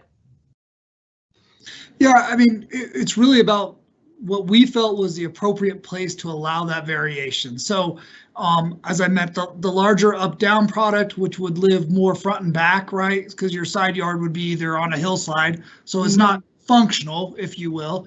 The alley product, because of its location on site, it sits, close to, and in a lot of cases, not all cases, either immediately adjacent to parks, to schools, or major roadways. So it adds a bit of interest to the street scene. So that seemed like an appropriate location. And then the last one was related to the cluster homes, which once again is a product that's geared towards more of a low maintenance community. So not necessarily the necessity to have a bigger side yard. But it's a diversity of housing options that we would hope would potentially be a little less expensive as well. Yes. Okay, and then there's also the page 14 of the staff report speaks to how the connected trail system and enhanced landscape areas mitigate for the divergence from the local roadway design prototype. So how much of the local roadway design system is not going to be in compliance with our standards? And is it an exception that's happening, or is this kind of the new rule? So I can speak broad picture planning in terms of how the planning team assessed the trade-offs for this development, because any development of this size in a site that has constraints, as it does, we're not going to be able to check every single box. However, in analyzing all of the policies and the objectives identified in the comprehensive plan and in the sub-area plan, there is continual reference to flexibility in our roadway design and narrowing of roadways in some instances where necessary, if it in turn allows for us to develop homes that have flexibility in housing type, that provide connectivity to employment centers and to open space areas, that allow these homes to be kind of tucked into the existing grade so that we are providing as much wildlife habitat and as much undisturbed vegetation as we can. And so when we analyze the development as a whole in its entirety, we have very few cul-de-sacs, which was one of the big items that we really strived to ensure was upheld in terms of the planning objectives. We have connectivity, we have a large volume of trails. And so again, understanding that to make a project economically feasible for any developer, we needed to, that's where we wound up. So how much then of the local roadway is out of compliance, whatever word you want to use? How much of the product diverges from the standard? Because what I'm getting at is we need to be looking at our standards. If this much of it is acceptable to not be in line with it, so how much is it? Well, and Justin may speak specifically to the standards and to the technical supplement itself. In terms of the planning component and the prototypes identified in the sub-area plan, the orange section is an atypical prototype from what is identified in the sub-area plan for a typical local street. So that is a larger component, and that speaks some to one of the public comments that was received in November relative to seeing that discrepancy. So in terms of actual lane miles, I would need some input from Public Works on the actual lane miles. I appreciate the perspective that the trade-off is worth it, but I really think it's important to make sure the information is transparent and clear if we aren't meeting the standards. And we speak to what part of it, how much of it isn't. That this isn't the applicant. This is just, I think, how we can do a better job as presenting these projects and being transparent and open with the public. When they've looked at something and said, this is what we're expecting the east side to look like, and then we present something, they don't have the benefit of sitting here and hearing the dialogue and the back and forth. So I just think we need to be really clear about when we're diverging from what our set standard is, that we are very clear about how we're diverging and how much. I think the metric needs to be there, not just the language surrounding it. So and I would appreciate understanding how much of our local roadway is going to be diverging from what our standard is. Mayor, could I make a comment? Yes, Keith, thank you. Just a couple of items that might give a little additional perspective. A couple of things. Number one, there is a precedent for this type of a road section on the west side, and that is at the North Sky neighborhood. They had similar kinds of challenges in terms of space and grade and so forth. And so there's an attached sidewalk there. And number two, it is a Douglas County standard street section. And number three, as to, some of the mitigation, all of the collector streets in the Southwest Village have an extra wide tree lawn. It's 12 feet versus, our standard has always been 8 foot. So, you've got that going as well. So I thought I would just share those three things. No, I appreciate that. My concern is with a standard that we're not meeting. So should we have that standard, or should we have some flexibility, or should we be talking about it with the public differently? So there isn't an expectation from the community. And maybe Mayor, maybe I could add a little bit of extra context to that technical question. So when you do the technical supplement that was developed, it did have 2 sections that was considered, and there was an attached walk section and a detached walk local street section. So what you see in orange and what you see in dark blue, those were both sections that are currently within, the allowable, and they are also require 36 feet of road, which these are. So the road width is standard, and there was a standard for attached and detached walks. Now there's some, so everything you see in orange and blue is what was originally there. The light blue color that you do see, that is a small modification. You still have the same flow line width, the same road width, the same amount of attached walk.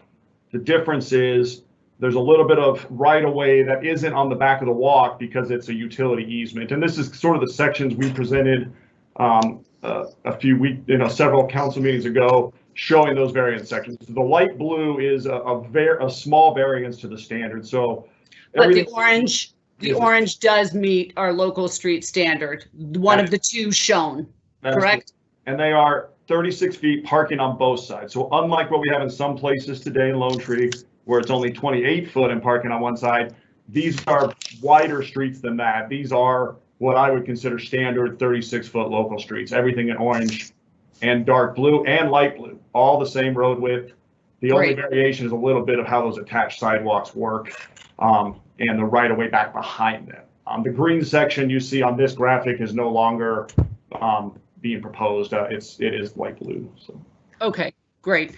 All right, and then the big one for me is I just need to, and I have talked with staff about this, and it sounds like based on Rashonda's comments, there might have been some might be some change in it, but I do, Mr. McDermott, have a concern with I don't know how else to describe them, but the little nubs to me that look like an extension of our city public road that are really just extended out into a private alley that will only serve 1 or 2, potentially 2 homes. So it sounds like maybe that the characterization of that being a private road was mistaken. Is that a driveway that is going to be maintained by the homeowner that is using it, or could you just clarify what?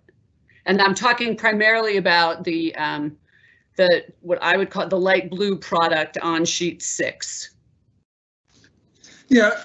So in short, it's it's a good catch, and it's mislabeled because they are intended to be private driveways. So not, a public use. It would be a private driveway for a house. And so it's mislabeled in that yellow color, and you see it in hand. I think a nub's the best way I could describe it. Yeah, I don't know. It's in little areas like off, in this exhibit in front of us off the green alley, you see, or the green road, you see one off the light blue, but they're intended to be private driveways and not intended to be any sort of extension of the public right-of-way or public roadways. My concern is who is responsible for maintaining those? Yeah, so it would be the homeowner that's driveway it is. That accesses it. And so that is what I want to be really clear about. If the homeowner has the responsibility, then that's fine. If it somehow, I do not want it to become the responsibility of the HOA.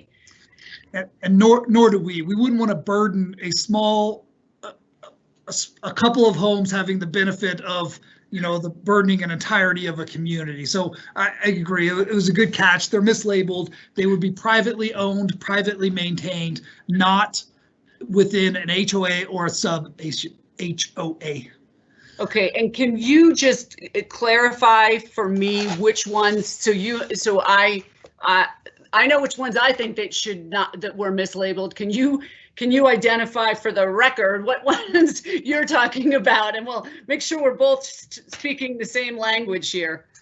So yeah, I'll do my best, and I'll try to describe it off the exhibit that is on the screen. So on the light blue area, middle of the screen, with the four yeah fingers, but those fingers, I know they're serving 6 homes. I get it. Those are going to be, I assume, what are those?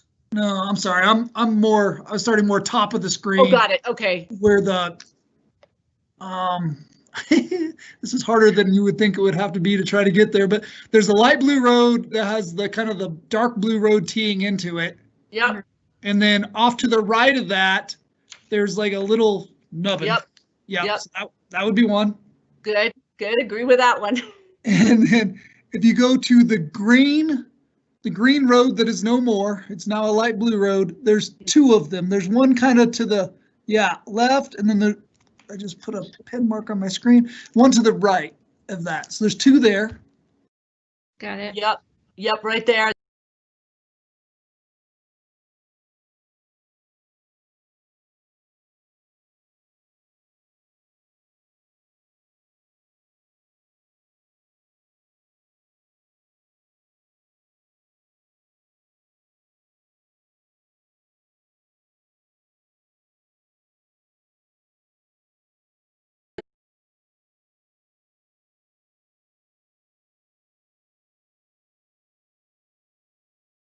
There too. Do you see the one before it goes out? What is at the furthest west portion of what I would call the light blue or the turquoise, the internal ring? There's another one that looks like before you head out to the alleyway that serves 6 homes, the lower line, the one right below that, the lower, do you see? Yep. Right there. Yep. Because that does not go all the way through. That's correct. So okay. So, all right. So those are the ones, or if any other one like that that we missed, but the remainder of that is then an alley that would be maintained. So Mr. McDermott, just to clarify, then those, I'm calling them fingers, that they splay out and they each serve 6 homes. The intent there is for what? Who is responsible for that? So those fingers, those 4 fingers of 6 homes would be their own association. So they would have, that's a true alley loaded product. Okay. Those associations would be, responsible for not just the alleys, but the common area that the houses front to, they'd be maintaining those areas as well. So it's a sub association that would have a larger maintenance role. Okay, and that would be confined to those 24 homes. Yeah, it'd be confined to those 24 homes, and we haven't gotten this granular yet, but it might be all alley loaded homes. They might be their own sub association. Okay. So it might be 100. I'm making up the number. I don't know the exact 150. Yeah, that's homes. fine. Yeah, that's fine. But okay, it's because then my other question was for the area as you approach.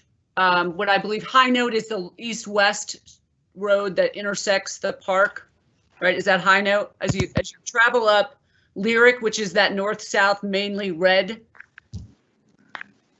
to the west, there's another 2 little, what I'll call fingers. One serves 4 homes, one serves 3 homes, and then there's a whole bunch of other alley-loaded product in there. That would all be done by a common HOA. Those would, correct?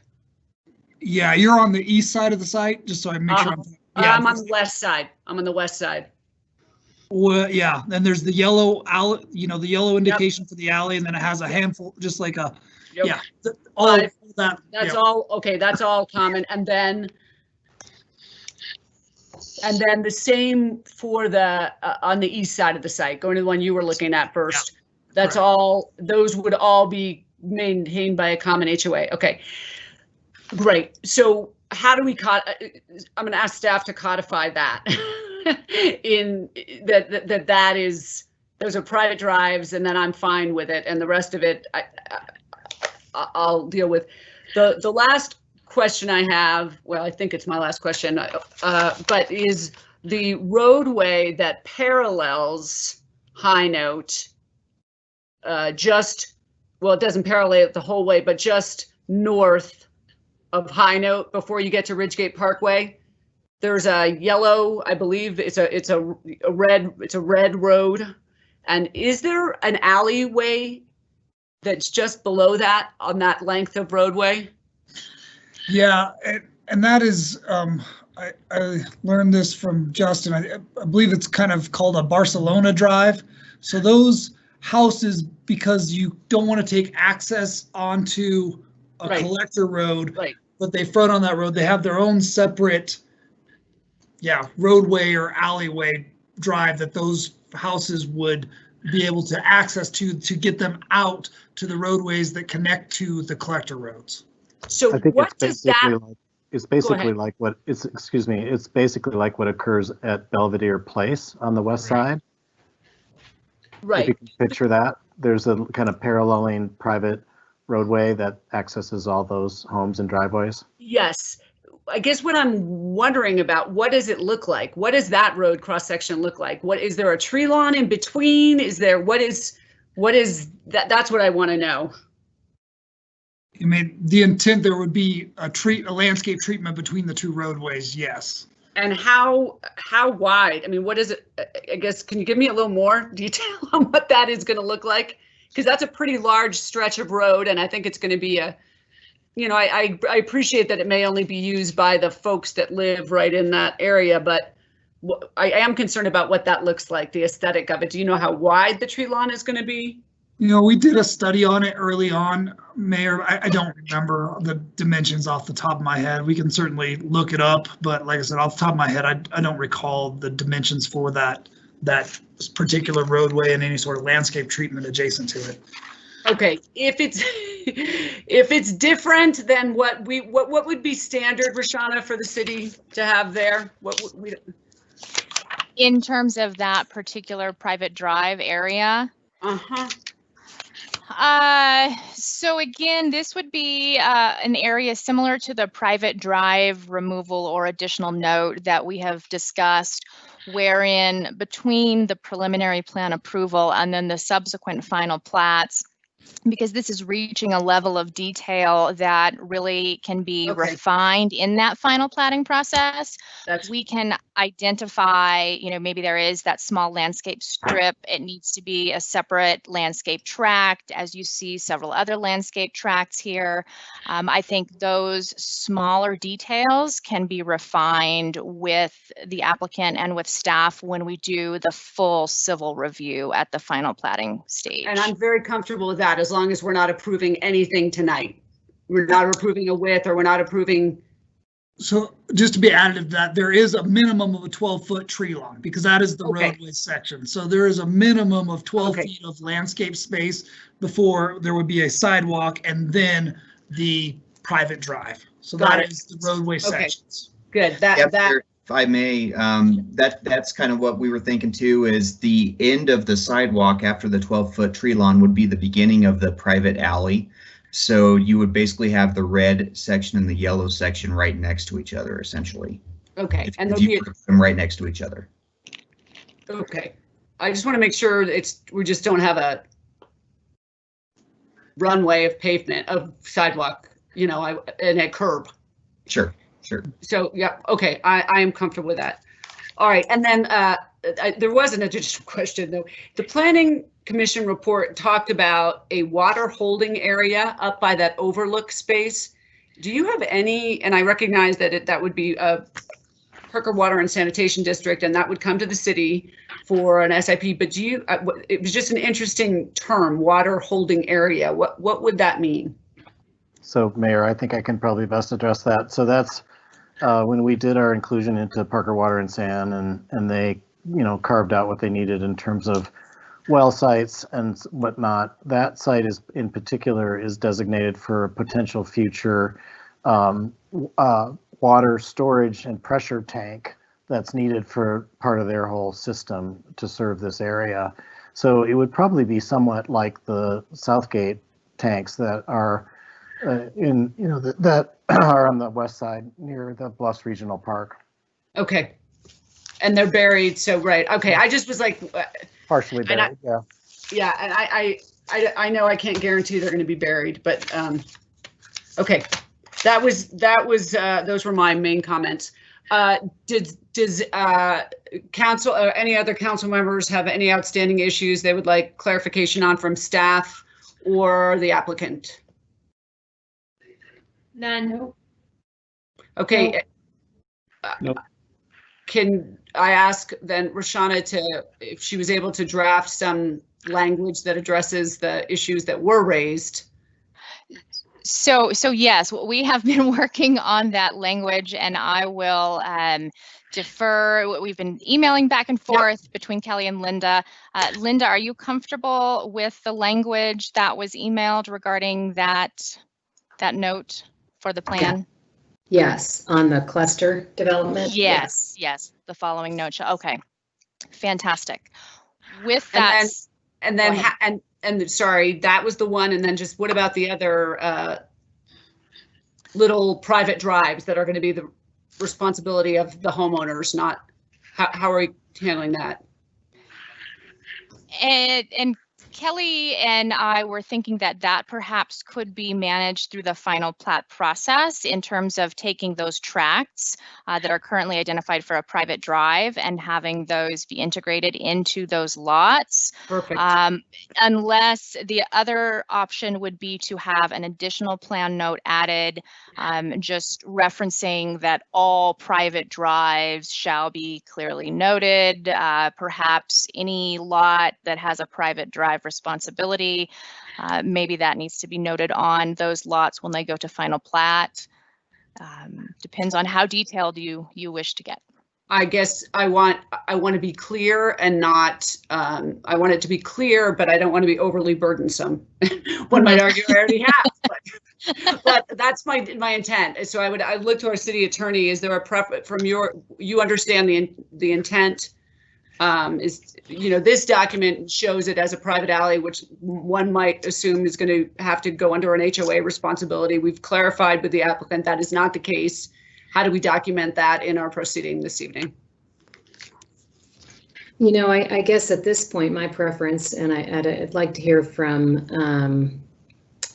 Ryan and Keith, for that matter, is to probably try to clean it up or have a condition of approval that, prior to finalizing the preliminary plan, that the applicant will,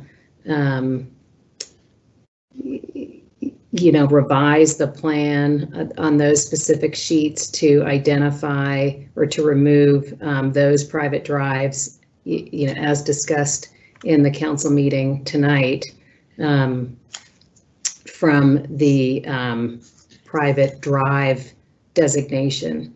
And however that is accomplished, I think can be worked out between staff and the applicant. Does that make sense? We could call it technical corrections, but it shouldn't be. Yeah. It shouldn't be shown on this plan as yellow. That's really what should be happening, because that indicates it's a alleyway, which it's mislabeled. So it needs to be corrected in the preliminary plan. That would be my suggestion. Mayor, may I make a suggestion? And as long as the Public Works Director concurs, we do have an existing condition whereby the plan is subject to final approval by Public Works. So this topic, as a technical correction, might fall just underneath that umbrella. Again, given that the correction has been noted in the public meeting tonight, Public Works can ensure that the plan gets corrected before final approval through their normal process. I'm comfortable with that if the city attorney tells me that's good. I'm comfortable with that. Okay, Mr. McDermott, are you comfortable with that? Yes. Okay. Okay, and so we've got the other note. Council, are you comfortable with everything that's just been agreed upon or suggested to be agreed upon? Yes. Yes. Yes. Yes. Okay. And I don't, hearing no other outstanding issues from council, I think we're ready for the motion to act on this evening. Is that correct, council? Yes. Yes. Yep.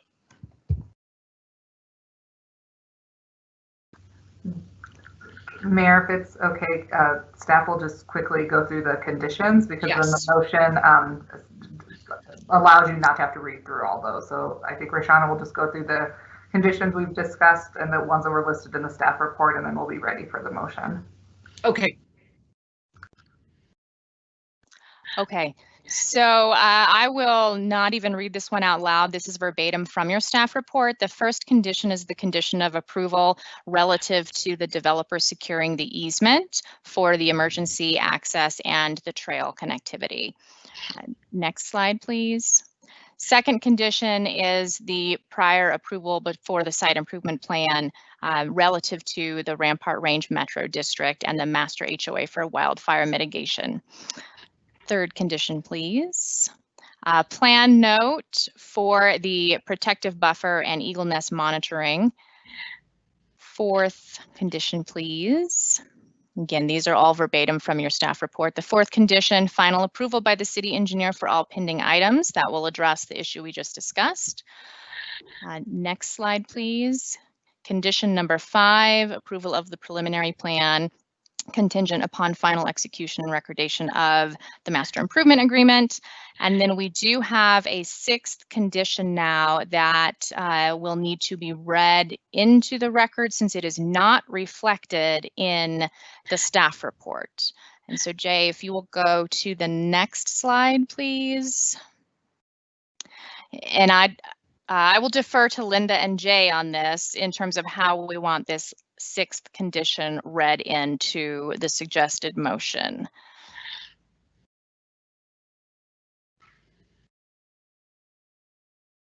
I will read the condition as we have drafted and as Linda has reviewed. The condition reads, condition number 6, the following note shall be added to sheet 1 of the preliminary plan.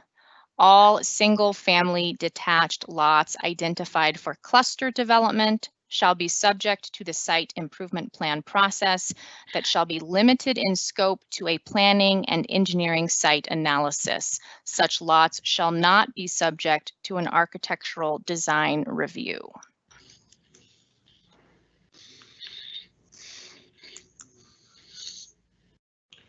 If one of the council members wants to move for approval with the conditions in the staff report and the condition read by staff. Is that acceptable, Linda? Yes, yeah, I think the motion as presented on your screens with 6 conditions of approval as presented by staff. Sure, I'll go here. I move to approve project PP 20-37R, the Southwest Village Preliminary Plan and variations from the sub-area plan for the East Villages, with the 6 conditions of approval listed both in the staff report and in addition during the council meeting dated December 3rd, 2020, and which conditions shall be recorded in the official meeting minutes. Second. Second. All those in favor? Aye. Aye. Opposed? Motion passes unanimously. Did staff have a question for me? No, I couldn't tell if there was anything background. Okay, great. So we are now on to the last item on our agenda this evening. This is ordinance 20-10, an ordinance approving the Ridgegate Southwest Village Master Improvements Agreement by and among the City of Lone Tree, Ridgegate Investments, Inc., and SH Lyric LLC on first reading. Our city attorney, Linda Michaud, is presenting this evening. Good evening, Mayor and City Council. I am pleased to present the last item on your agenda for your last meeting of the year. And thankfully, we'll be moving into 2021. Jay, next slide, please. So this is a little different, and we have explained this to council previously, that this master improvements agreement is being considered in conjunction with the preliminary plan that you just heard and approved, because it does relate to rights and obligations and commitments of the parties regarding development of the Southwest Village property. It also provides flexibility. As we all know, a multi-phase development of the Southwest Village will take years and years. And so I think that built-in flexibility through the development agreement, the master improvements agreement, as we're calling it, as well as the variations you've approved in the preliminary plan, really lend itself to a long-term development such as Southwest Village. And it also provides more certainty where the development proposal has presented issues and processes that aren't necessarily identified in the municipal code itself. Jay, next slide, please. And it's also being considered by ordinance because it does have the effect of amending and clarifying certain subdivision procedures in the municipal code. And while it is being approved by ordinance, we've included in the agreement the ability to approve amendments to the agreement via resolution. Next slide, Jay. So in terms of the substantive provisions of the Master Improvements Agreement, we've identified sort of three major components of the agreement. The first of which really speaks to the subdivision processes that the development will be subject to moving forward. And these include clarification that final plats will be approved administratively, provided that the maximum number of units of the overall preliminary plan are not exceeded, and that the total number of dwelling units in any specific phase of development or filing of development can be adjusted upwards of up to 10% administratively through the Community Development Director, provided that the total number, again, of maximum units approved through the preliminary plan is not exceeded, and that any adjustments exceeding those thresholds could be approved by the city manager and or through city council at the city manager's discretion. There's also a process to amend the preliminary plan set forth in the agreement, and that's notable because currently the subdivision procedures don't specify a process, and so what this Master Improvements Agreement does is identify those substantial changes to the preliminary plan that would require it to be processed through approval of Planning Commission and City Council, as we're seeing tonight with this original preliminary plan. And I would like to add too that there has been a change or an addition to the Master Improvements Agreement based on a previous comment we received from City Council in terms of creating another catch-all in the amendment to the preliminary plan process. And that's any other major change that the Community Development Director believes would justify going through a substantial change or a major amendment. So that's been added to the MIA. And then finally, we are requiring subdivision improvement agreements for each final plat. Next slide, please. The second area or topic of the Master Improvements Agreement relates to public improvements, and the city is requiring surety or collateral in the form of a letter of credit or cash deposit in the amount of 115% of the total cost of all regional public improvements until probationary acceptance of those public improvements. And those improvements are identified in Exhibit B of the agreement. The city has agreed to not require posted surety for non-regional or local public improvements, but the protection there is a restriction on building permits within that phase of development until the city has accepted probationary acceptance of all of those local public improvements. And then also with respect to public improvements, we have incorporated certain build-out thresholds or triggers for construction of trails and local parks, and also the Happy Canyon crossing. And if you have any questions about those triggers for the Happy Canyon crossing, I think Justin Schmitz is available to speak directly to that. And of course, we've also required all trails to be public. Meaning that an HOA or neighborhood couldn't exclude members of the public from those trails. Next slide. Finally, the third component of the agreement relates to HOA covenants.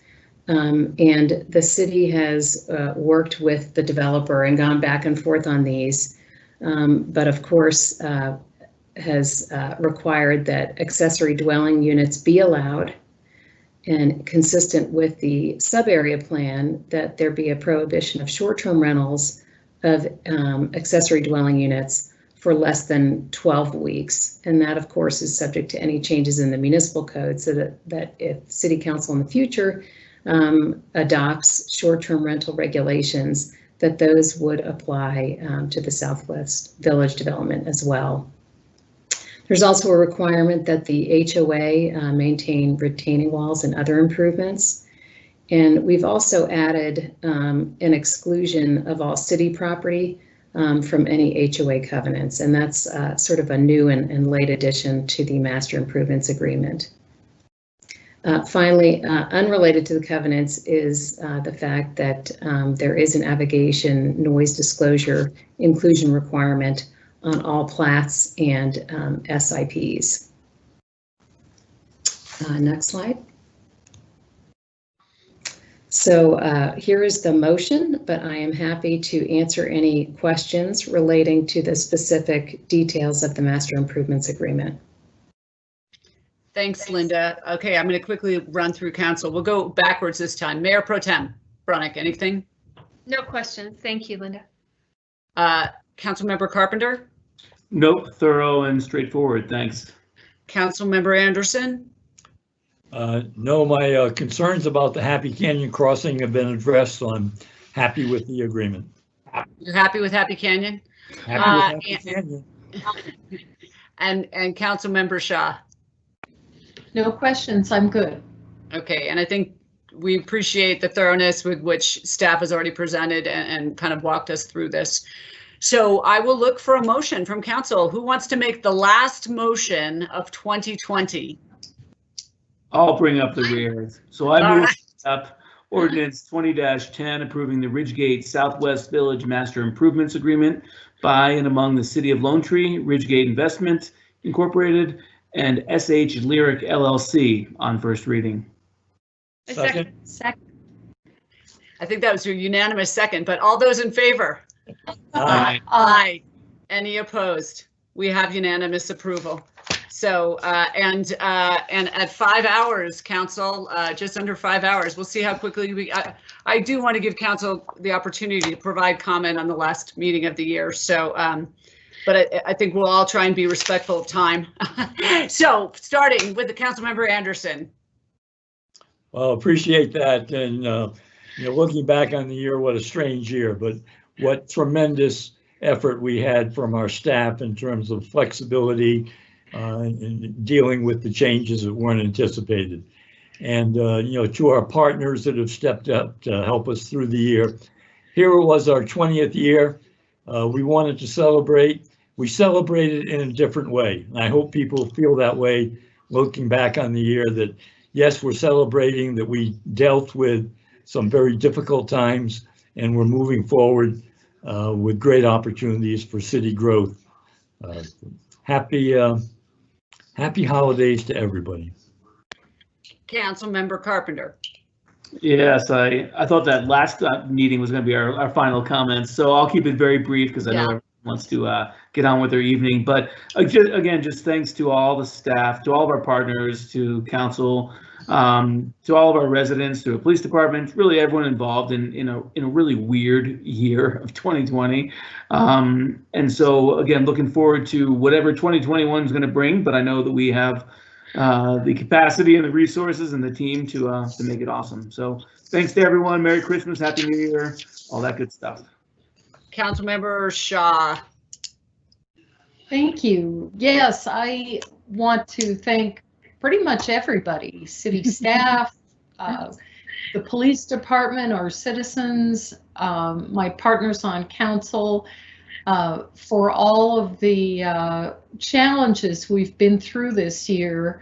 I am very grateful to have been working with all of you on council and with our city staff to figure our way forward despite the challenges. So I go into the holidays with a very bright hope for 2021, and thank you all. Happy holidays. And Mayor Pro Tem Brunick. Yeah, everyone said thank you to everyone, so I'll just reiterate for that for me as well. And just, it's interesting, winter solstice is on Monday, so our darkest night of the year, and then I am super looking forward to just a bright outlook from there forward. So I'm heading into Monday to celebrate what I perceive as the end of a very difficult year for most people, and just really grateful to be serving alongside these 4 people and with this wonderful city staff. So my deepest gratitude for a great year, and my thanks and good blessings for each and every one of you. Thanks, and I want to share that too. You know, we're going to see the Christmas star, and I know or the holiday star, or whatever you choose to call it this year, is coming back. And I think if ever a message or a sign of hope, that certainly would be it. And I want to extend my warmest wishes to all my partners on council, to every single staff member, to our partners. I want to send you all the very best wishes for a Merry Christmas, a healthy, happy holiday season, and really for you and your family. And I think what maybe I learned in 2020 is I have to appreciate, there is so much to appreciate even in the midst of hardship. And I think, you know, having the opportunity to do what we get to do and serve this fantastic community, I am eternally grateful for it. And so with that, staff, I wish we were celebrating somewhere with you with an adult beverage, but for now, thank you for your good work. Thank you to the citizens of Lone Tree who allow us to do this good work. And I think 2021 is going to be our year. So with that, we are adjourned. Thank you all.